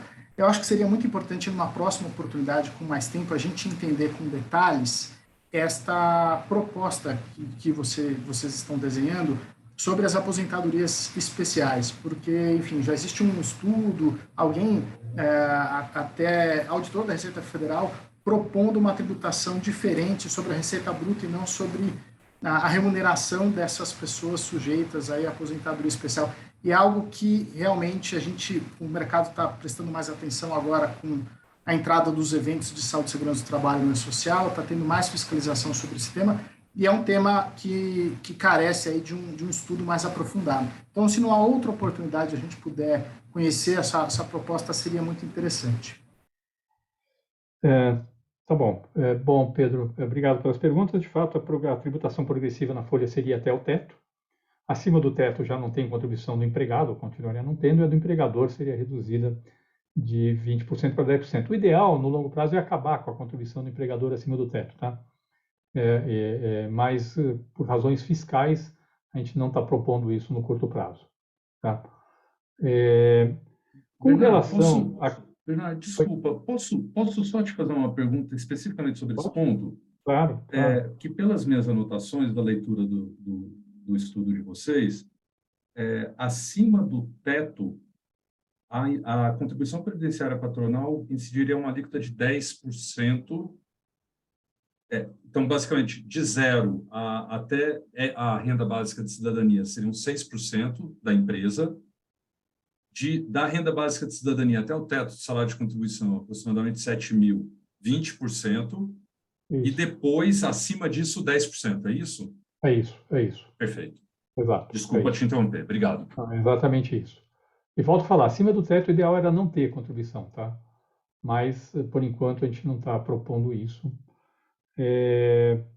Com relação, então, à questão das aposentadorias especiais, Henrique, na verdade, a gente não tem uma proposta muito detalhada, não, tá? Não está no documento, foi só uma sinalização de algo que deveria ser feito. A nossa preocupação aqui é mais com onde estão o grosso das aposentadorias especiais. Estão em professores e servidores da área de segurança, tá certo? Polícia, não só a polícia militar, mas tudo, até a polícia federal tem aposentadoria especial hoje, embora, assim, honestamente, o risco de um policial federal ser morto hoje é menor do que o de um motoboy, tá certo? Mas vamos ser, assim, o fato é que um tem aposentadoria especial, o outro sequer tem aposentadoria, tá certo? Então, mas a gente quer falar o seguinte, olha, só faz sentido ter aposentadoria especial se aquela condição de trabalho, de fato, faz com que a pessoa não tenha condição de trabalhar a partir de uma certa idade. Aí você vai falar, bom, policial federal faz trabalho intelectual, não tem condição de trabalhar até os 65 anos de idade? Tem, tá certo? Não precisa ir para a rua, não precisa ir para frente, mas pode ficar fazendo trabalho de back-office. Mesma coisa vale para um policial militar. Você fala, a partir de certa idade ele não tem condição de ir para a rua. Tá bom, mas ele pode fazer trabalho de inteligência, pode fazer trabalho burocrático dentro da corporação dele. A mesma coisa vale para um professor. O professor talvez não consiga ficar em sala de aula a partir de uma certa idade, é muito desgastante. Bom, porque ele não pode fazer um trabalho de apoio, ajudar a corrigir prova, fazer outras coisas. Sim, estou dizendo que tem possibilidades, assim. Por que que tem alguns brasileiros que podem se aposentar mais cedo que outros? Eu não sei, entendeu? Assim, fala o seguinte, olha, se realmente não tem condição, não dá para trabalhar, aí tudo bem, aí aceitamos. Mas porque a categoria tem força política e conseguiu ter um benefício lá no passado, não é motivo para não ter problema. Então, estou falando que é fácil politicamente, tá? É dificílimo politicamente mexer nisso. Só que a gente tem que ter coragem de discutir alguns tabus. É só esse ponto. Mas não tem detalhe não, tá, Henrique? Só tem o conceito. A gente não está fazendo nenhum detalhe muito específico. Agora, você vai dizer, não, o cara que trabalha numa mina de carvão, aí tudo bem, tá certo? Esse cara, de fato, tem problemas de saúde que outros não têm. Aí é claro, clarissimamente. Mas aí, se ele tem aposentadoria especial, a contribuição dele deveria ser mais alta. Tudo, do empregador e do empregado, dos dois, para poder financiar o fato que ele vai se aposentar mais cedo. Tá certo? Obrigado, professor. Eu tenho mais uma pergunta, Bernardo. Nós temos aí mais 3 minutinhos. Eu passo diretamente, então, para a Thaís, para que ela possa formular, tudo bem? Tudo bem. Vai lá, Thaís, por favor. Obrigado. Se precisar, eu posso ficar um pouco mais. Eu não sei se vocês podem, mas eu não tenho mais nada hoje. Então, vamos lá. Thaís? Thaís, não Eu estamos não te estou te ouvindo. ouvindo. Não estou ouvindo. Você não não no está mudo, mutada, mas...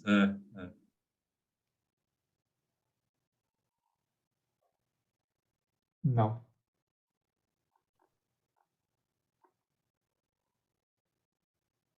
Não estamos te ouvindo, Thaís.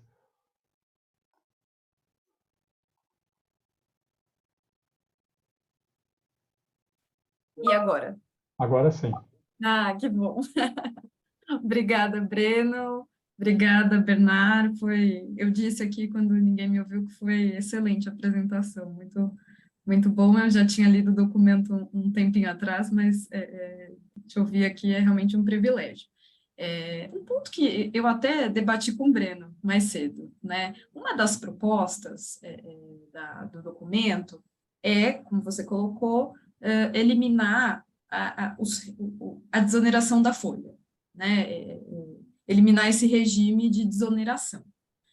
Agora, além daqueles... O que foi a desoneração? Né? Foi lá em 2011, houve a Lei 12.546, que substituiu a base de incidência para alguns setores da economia. Né?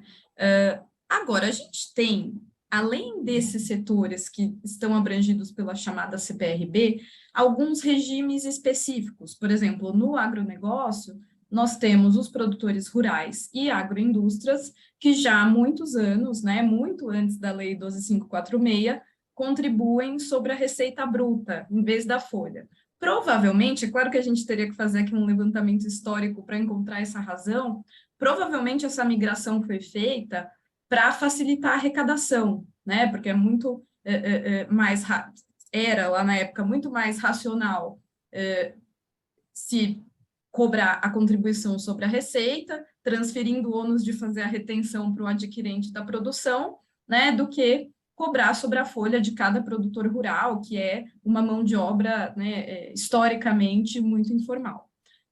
Então, só contextualizando para fazer aqui a pergunta. A ideia, quando se pensou na desoneração da folha, essa ideia também abrangeria esses outros setores específicos que estão fora da CPRB? Sim, quer dizer, o valor que eu botei lá é só o valor da perda de arrecadação por conta da CPRB, porque é o dado que eu tenho da Receita Federal. Eu não tenho, mas a ideia sim é que seria, como eu falei, é um regime só de contribuição para toda forma de relação do trabalho, inclusive produtor rural. Aí você vai me dizer, olha, bom, primeiro, o produtor rural que tem empregado formal, hoje está inclusive no e-social, então não tenho nenhuma dificuldade de acompanhar. O produtor rural que está contratando informalmente um boia fria, bom, a rigor a gente colocou a obrigação dele fazer aquele recolhimento como recolhimento na contratação de um trabalhador de conta própria, tá certo? Vai dizer, precisa ter algum tempo até organizar, etc e tal, talvez precise de algum tempo, mas a ideia é que também funcione. Eu acho que eu não fiz a conta, tá? Eu não sei se a gente ganha ou perde arrecadação com essa mudança, tá, Thaís? Pode ser até que reduza, mas não importa. O objetivo aqui não é aumentar a arrecadação. O objetivo aqui é ter um sistema que seja mais eficiente e mais neutro, igual para todo mundo. Tá certo? Aí você diz, tem o trabalhador informal rural. Fala, bom, o próprio trabalhador vai ter interesse em fazer o contratante dele, se ele for contratado como conta própria, que ele declare para ele poder ter alguma cobertura previdenciária, tá certo? Que hoje ele não tem. Então, no fundo, é essa a ideia, tá? É um pouco essa ideia, assim, pegaria tudo. Mas, de fato, a gente não fez a conta. No caso dessas outras situações, a gente não tem dado para fazer essa conta. Eu não tenho esse dado para poder estimar qual seria o efeito da migração. Pelo menos eu nunca vi o dado com essa abertura que me permitisse fazer essa conta. Ótimo. Obrigada, tá claríssimo. Obrigada, Breno. Muito obrigado, Thaís. Bernard, eu não sei... Bom, como você está nos dando essa palhinha de ficar mais um pouquinho, eu vou deixar, então, aqui aberto para quem quiser fazer uma pergunta diretamente. Eu tinha pensado no chat, nós tínhamos pensado no chat, só para dar uma organizada. Mas se alguém quiser fazer uma pergunta diretamente ao Bernard, por favor, pode abrir o microfone e fazê-la, por gentileza. Estou vendo agora. Breno, Por favor, Raul. temos algum candidato aí para falar? Se ninguém for fazer, eu vou fazer uma pergunta, então, para a gente provavelmente encerrar. Alguém quer fazer alguma pergunta? Eu não consigo visualizar aqui se Você não quer fazer pergunta, Breno? Você mesmo? Eu tenho uma pergunta também para fazer, mas eu vai, Breno. Raul, por favor. Segue aí, Breno. É você. Eu deixo para o final a minha. Vai lá. Tá ótimo, então ótimo. Bernard, menos sobre o que... Não é uma pergunta sobre o que está aqui no documento, mas o que não está.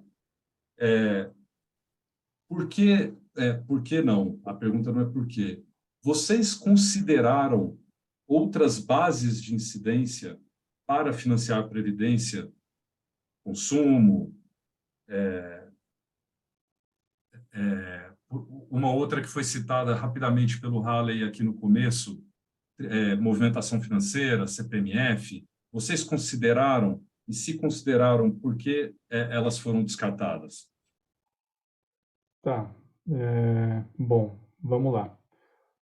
Lembrando o que eu falei na resposta para o Henrique, no fundo, a gente já está, de certa forma, dizendo que uma parte daqueles benefícios que hoje são contabilizados como previdenciários vão passar a ser financiados com recursos do orçamento fiscal. Tá certo? Dá para fazer isso. Não está escrito no documento, mas certamente daria para fazer isso. Outras bases para financiar a Previdência, bom, consumo impossível, porque o consumo, você tem duas bases que são excessivamente tributadas no Brasil, que são consumo e folha de salários. Mas não adianta tirar de uma e jogar para outra, tá certo? Não faz nenhum sentido usar consumo, que já é ultra tributado no Brasil. O ideal, no longo prazo, seria até reduzir a tributação do consumo. Renda, no fundo, a gente está propondo isso na proposta, né? No fundo, a proposta que ela faz é reduzir a tributação do consumo e aumentar a tributação da renda, tá certo? Mantendo a carga tributária constante. Então, renda, sim, já está sendo feito isso. E movimentação financeira não foi considerado, porque a gente acha um tributo ruim, de má qualidade. Então, não é má qualidade porque é cumulativo, é má qualidade porque é um tributo anti-liquidez. As pessoas não entendem isso muito bem. Inclusive, a pior parte da CPMF foi mantida em 2008. Não sei se vocês sabem disso, que aquela parte da CPMF foi mantida como IOF, principalmente sobre operação de crédito, a pior parte. Você tem uma empresa que precisa de capital de giro por um dia, ela vai lá no banco, vai tomar dinheiro emprestado, vai pagar 0,1 de juros, e pagava na época 0,38 de CPMF. Quer dizer que o tributo custava 4 vezes mais que o custo econômico da operação, que é o juro. Vocês estão me vendo? Travou aqui todo mundo. Ixi, acho que travou. Estamos te ouvindo, mas a sua imagem ficou paralisada, Bernardo. Mas estamos te ouvindo. Eu acho que agora não estamos mais ouvindo também. Acho que o Bernardo deve ter caído, Breno. Ele me escreveu aqui que travou. Às vezes alguma oscilação da internet dele, talvez seria melhor ele sair e entrar novamente, não? Oi, pessoal. Voltei. Opa. Mas fui eu que caí aqui, tá? Desculpe. De repente, todos vocês estavam congelados. Aí eu cheguei à conclusão que o problema era comigo, tá certo? Bom, então, o que eu estava falando, Breno, assim, até onde vocês foram, eu falei, consumo não dá, renda já estamos fazendo na prática, e CPMF a gente não gosta, a gente acha um tributo de má qualidade, de novo aquele tributo que, sei lá, é fácil de arrecadar, mas ele tem um efeito muito ruim sobre liquidez da economia, a gente não considerou essa possibilidade, tá certo? Pode ser que no debate político isso surja de novo, mas certamente não vai ter o apoio técnico da minha parte. Tá? Não sei se eu respondi sua pergunta ou não. Respondeu sim. Você tinha Muito feito uma obrigado. pergunta antes que eu queria falar aqui, Breno. Achei que você ia fazer, no fim não fez. É que eu senti, Bernardo, que a sua resposta teve uma passagem que você mostrou aquele exemplo da diarista recebendo de várias pessoas, e eu considerei que estaria implícito ali a sua resposta. Mas Não. O Breno tinha me perguntado antes. Então posso formular? Eu estou antecipando aqui. Tá bom. Ele tinha falado o seguinte, não é o caso da diarista, porque no caso da diarista, favor. a contribuição dela ainda dá menos do que o teto. Mas pode acontecer de alguma pessoa ter contribuição que excede o teto. Tá certo? Então, por exemplo, um motorista de Uber que tem um trabalho, ganha já um trabalho e trabalha como Uber para complementar a renda. E ele já recebe pelo teto no trabalho dele. Tá certo? O que fazer nesse caso? Hoje a gente faz daquele jeito burocrático e burro, né? Você tem que ir lá no trabalho pedir uma declaração dizendo que já recolhe tanto, não sei o quê. É ridículo o esquema que a gente faz. O jeito que a gente está propondo é falar o seguinte, olha, se a contribuição em algum momento exceder o necessário para financiar o benefício até o teto, o salário de contribuição igual ao teto, você devolve o dinheiro para o trabalhador, inclusive a parte do empregador. Devolve o dinheiro para o trabalhador. Todo trabalhador tem uma conta, você define, no fundo, todo o modelo de benefício que a gente está montando, todo brasileiro vai ter que ter uma conta, algum lugar onde receber dinheiro. Tá certo? Pode ser a própria conta da pessoa física, pode ser. E recolheu acima do montante, inclusive a parte do empregador, como ela está baixinha, de 9%, você devolve para o trabalhador esse dinheiro. Para o empregador, para quem está contratando, então eu não preciso saber, a empresa do Uber, ela não precisa saber se o funcionário dela tem emprego e já está pagando pelo teto ou não, antes de recolher. Ela recolhe lá os 6%, que é a parte dela, e os 3% do empregado, recolhe para todo mundo. Não precisa saber o que ele tem de trabalho. Se recolheu mais que o teto, devolve o dinheiro para o trabalhador todo mês, rapidinho, sem problema, não vejo, assim, eu acho que é o jeito mais fácil de resolver o problema, tá? Eu acho uma solução mais inteligente. Isso até pode dar opção para o trabalhador falar, eu quero deixar o dinheiro aí, se para algum momento eu tiver um salário de contribuição menor que o teto, vocês aproveitam, mas melhor mesmo é devolver, tá? Vão ser poucos casos, tá? Mas vai ter, pode acontecer sim. Inclusive, pode acabar com essa... Tem uma coisa que eu não coloquei, porque isso é uma coisa que eu tenho dúvida, tá? A rigor, a gente poderia substituir toda essa contribuição que a gente tem hoje na contratação de autônomo, que no fundo é de 20% do contratante hoje, para esses mesmos 6%, tá? O ajuste é feito no salário de contribuição do contratado. Tem um efeito aí negativo sobre a arrecadação, não é muito grande, porque não é tanto recolhimento assim, mas a rigor é uma possibilidade também. Facilita tudo. Estou contratando um autônomo, MEI, conta própria, 6% empregador, 6% eu deduzo da parcela que eu vou pagar para a pessoa e pronto, acabou. Entendeu? E se a pessoa recolheu mais que o teto, recebe o dinheiro de volta. Acho que é isso. Ale, bola contigo agora, Ale. Obrigado, Bernardo. Não, muito Eu bom. respondi a pergunta que não foi feita, então... Ela tinha sido feita por outra via mesmo, tá certo. Essa é a melhor Ale, resposta, né? Essa é a melhor resposta. Ale, Breno, eu com acho, você. acho que nós temos mais o Pedro, acho que levantou a mão ali, se não me engano, Pedro Fontanês. E até não tem problema aí, em virtude do tempo, se o Pedro quiser, enfim, ser do meu espaço aí para a gente também não se estender demais, mas enfim, posso só depois falar rapidamente. Tá bom. Boa tarde, pessoal. Parabéns, Bernardo, pela apresentação, muito didática, muito clara. Diante desse sistema de grande litigiosidade que a gente tem hoje, tem algum espaço, tem alguma ideia dentro desse projeto para, por exemplo, fixar de uma forma mais clara as bases de cálculo dessa contribuição para evitar as inúmeras discussões que a gente vê no judiciário atualmente? Obrigado, gente. Desculpa tomar os últimos minutos aí. Essa é uma boa pergunta, Pedro. Em princípio, sim, não está no texto também, mas é um tema que eu já pensei. A rigor, eu acho que, primeiro, como eu falei, o ideal lá para frente seria não ter contribuição do empregador acima do teto, que já resolveria um monte de problema que você tem aí quando você está fazendo pagamento, sei lá, via stock options, não sei o quê. Tudo isso tem que pagar imposto de renda, mas não contribuição sobre folha. Mas eu acho que, a rigor, isso poderia ser objeto de negociação. Negociação. Negociação não é a Receita Federal que tem que decidir. É o empregado e o empregador que tem que decidir qual é a base sobre a qual vai ser fixado o benefício do empregado. Então, se a negociação salarial fala, olha, participação dos lucros eu não quero que seja contabilizado para fins de contribuição para a Previdência, não vai ser contabilizado. Ponto. Acabou. É o empregado que vai ter um salário de contribuição menor, problema dele. Tá certo? Se a negociação falar que quer que inclua, então o empregador paga. Essa seria a minha sugestão, tá certo? E, obviamente, se a gente conseguisse zerar a contribuição do empregador acima do teto, resolveria isso. Agora, obviamente, aí é um ponto que eu queria deixar bem claro, para mim, qualquer renda recebida pela pessoa física tem que pagar imposto de renda na pessoa física, tá? Seja participação nos lucros, stock option, não importa a forma como você recebeu, inclusive benefício automóvel, etc e tal, ou paga na empresa, ou paga no empregado, imposto de renda. Mas contribuição sobre folha, eu não vejo problema em deixar para negociação, tá? Mas, assim, de novo, não está no texto, não desenvolvi, só estou falando da ideia genérica que a gente teve lá atrás, mas que eu acho que faz sentido. No fundo, falta falar, a ideia é um sistema atualmente equilibrado, tá? Então, o problema hoje é que a Receita Federal, o modelo hoje, faz com que a contribuição do empregador não seja para financiar o benefício, é um imposto, é um tributo como qualquer outro.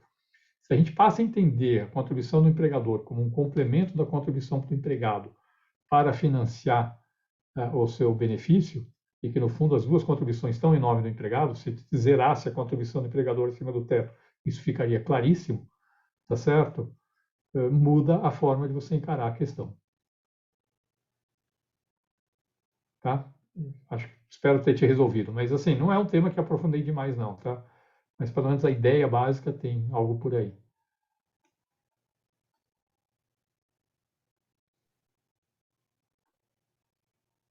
Vamos lá, Breno, podemos fechar?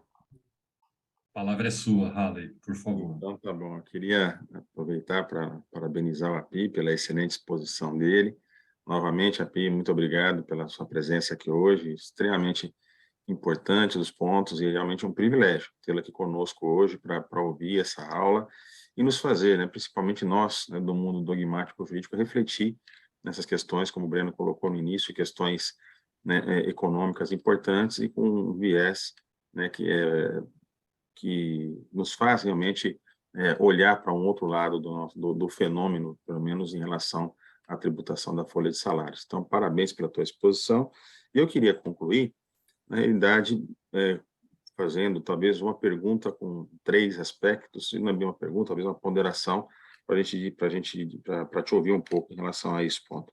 Primeiro, a minha preocupação pessoal, né, e nós já tivemos a oportunidade de conversar isso anteriormente, eu e você, em relação à tributação da renda, porque quando você coloca que a tributação sobre o consumo já é extremamente onerada, me parece que a tributação da renda também já é bastante onerada no Brasil. E há, né, aí falando um pouco, talvez, mais sobre o viés jurídico, um movimento muito grande que a gente tem visto na área jurídica de existência da tributação, né, da renda, distribuição de lucros e dividendos.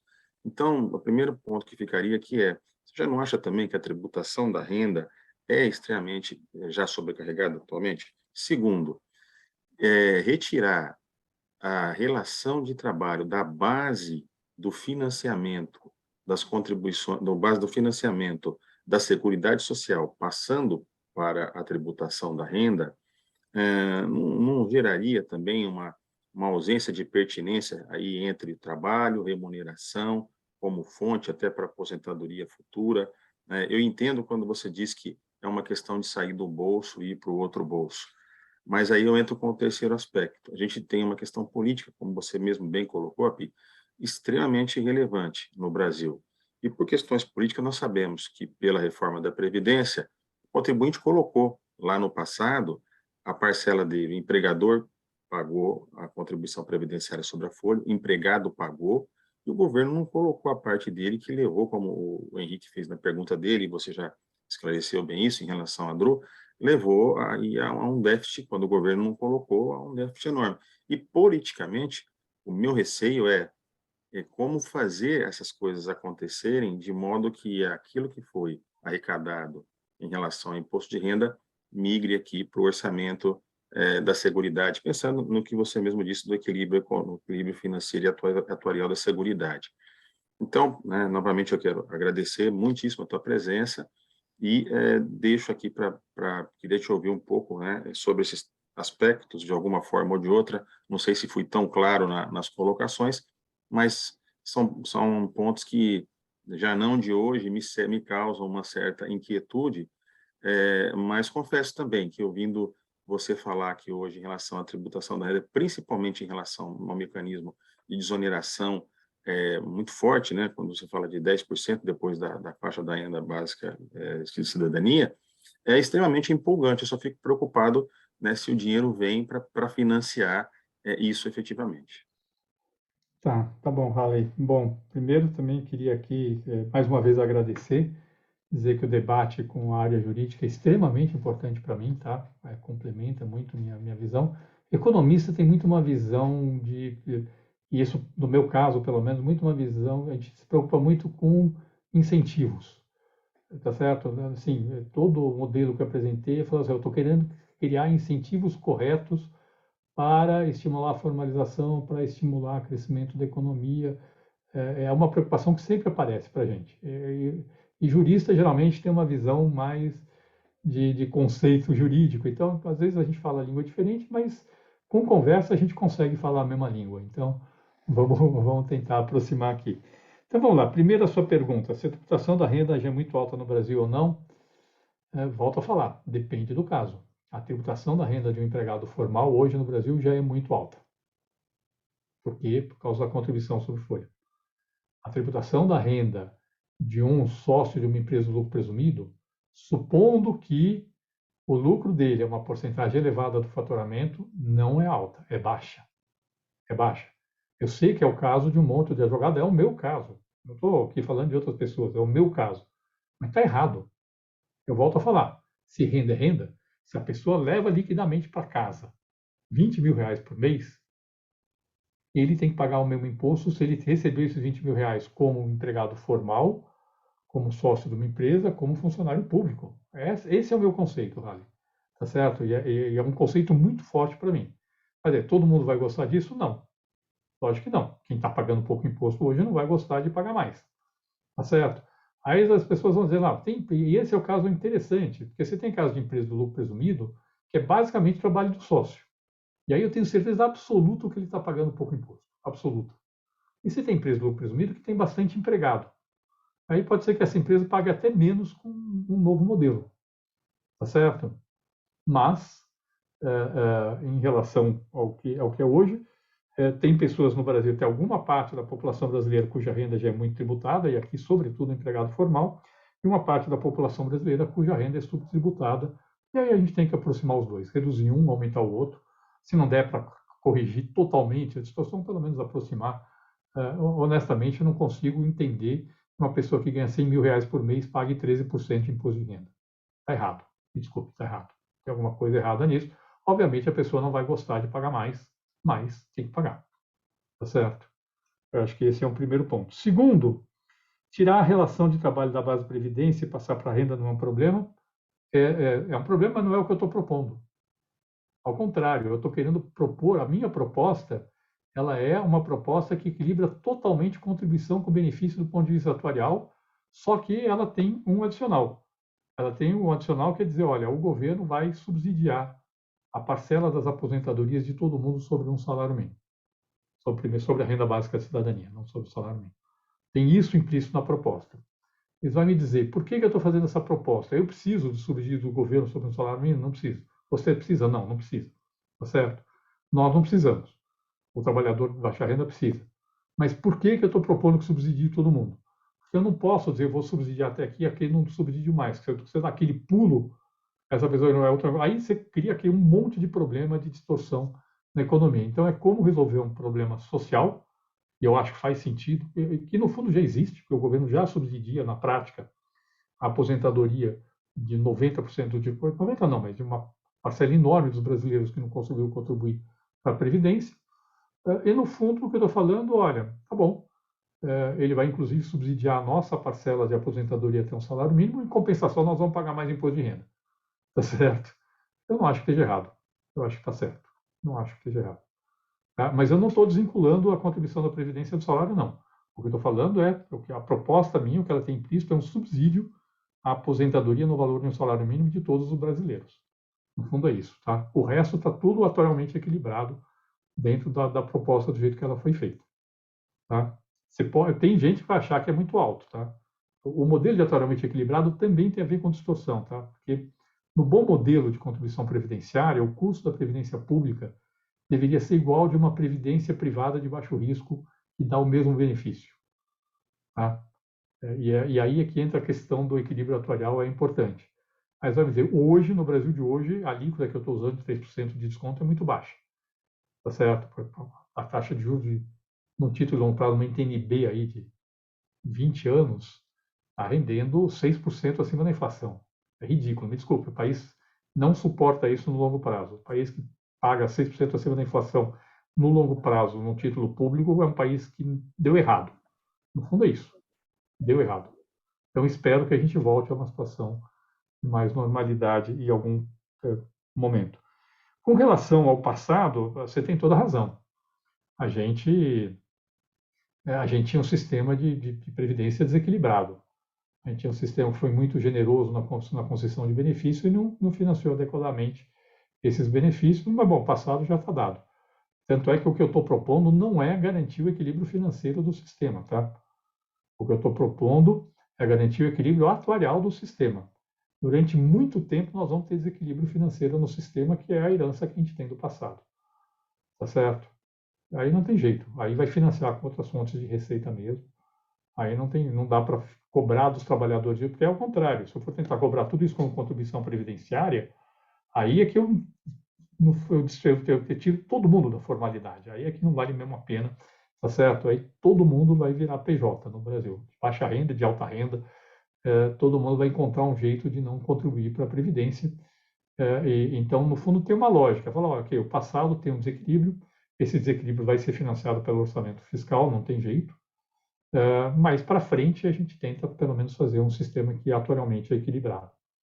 Volto a falar, se a população brasileira continuar caindo indefinidamente, alguma hora estabiliza, né?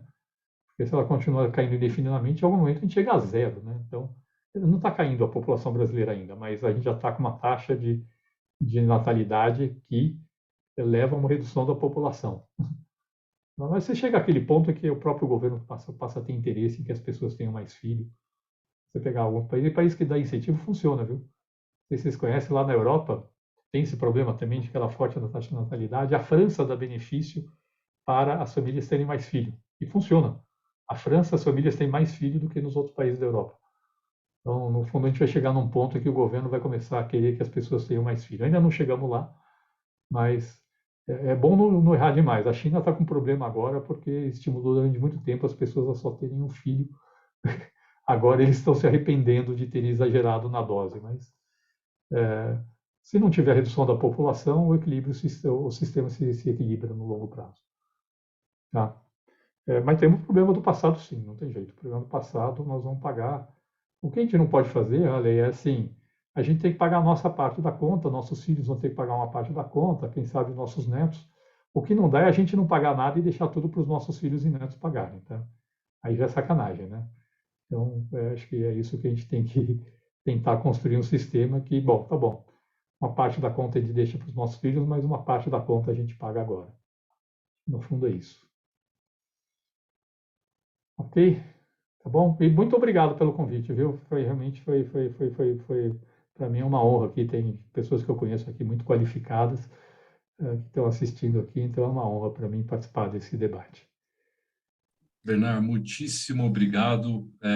Ampliou. Desculpa, Ale, puxar aqui a palavra. Eu vi que você abriu o microfone, mas é que eu queria dizer que essas conversas com o Bernard são sempre de ampliação de horizontes. Então, eu falo por mim, eu não tenho dúvida aqui que está todo mundo, de alguma forma, mudado depois dessa conversa. Então, queria até já deixar, Bernard, eu acho que 2023 vai ser uma pauta muito rica, a discussão sobre reforma e a discussão sobre reforma da tributação previdenciária e da renda do trabalho. Então, se puder um dia voltar para a gente conversar, seria um prazer e uma honra. Muitíssimo obrigado mesmo. Tá bom, eu é que agradeço. Eu vou falar o seguinte, eu não tenho certeza que eu estou certo, não. Eu estou aberto a críticas, viu? Só para deixar isso claro. Às vezes eu mudo de ideia, mas não é fácil. Não é fácil mudar de ideia? Não, mas se as pessoas me convencem que eu estou errado, eu mudo de ideia. Não tenho problema, Muda, não. que Não sou bom. das pessoas que não revêem a minha posição. Então, se alguém tiver alguma sugestão melhor do que a minha, pode deixar que eu compro a ideia. Infelizmente, essa questão da tributação, do financiamento da Previdência, da tributação da Folha, não está muito na pauta dos candidatos. É uma pena. Ou então está daquele jeito torto de reduzir linearmente a contribuição sobre folha, cobrar CPMF. Infelizmente, espero que agora, passado o período eleitoral, dê para trazer esse tema para dentro da pauta. Uma A gente está parte vendo disso depois está... que eu mas assim, vou ajustar a tabela, o imposto de renda da pessoa física para R$ 5.000. E a tributação de lucros e dividendos está na pauta, né? A gente A viu tributação de ontem lucros e até no dividendos está na debate pauta. dos Essa está na dois pauta. candidatos, né? Essa está na pauta, mas as pessoas acham que vão tirar um monte de dinheiro de lá e não vão. Se vocês olharem as minhas contas que eu apresentei lá para vocês, dá 20 e poucos bilhões de reais, 0,2, 0,3% do PIB, no máximo que você consegue, reduzindo a alíquota na empresa e tributando a distribuição. Não é isso que vai salvar a lavoura, tá? É bom as pessoas entenderem isso. As pessoas acham que vão tirar um caminhão de dinheiro tributando o lucro de dividendo. Se tirarem um caminhão de dinheiro, vão tornar as empresas brasileiras não competitivas, que é você passar a tributar a distribuição de lucros e dividendos e não reduzir a alíquota na empresa. Aí realmente é um desastre do ponto de vista de crescimento de longo prazo. Tá? Bom, é isso. Acho que agora deu. Agora eu estou no meu limite de horário. Tá bom? Um abraço para vocês. Obrigado aí por me ouvirem. E estou à disposição para voltar a conversar, viu, Breno? Já estou à disposição. Inclusive, Muitíssimo se vocês obrigado. tiverem propostas, quiserem que eu entre como comentarista, não como expositor, pode me comentar, me chamar também. Opa, ótimo. Teremos. Obrigado. Tá bom, Ótimo. então. Até mais. Tchau pra vocês. Obrigado, Bernardo. Obrigado a todos, Obrigado. gente. Um abraço, Um gente. abraço. Boa noite. Até mais. Tchau, grande Obrigada. abraço. Obrigado.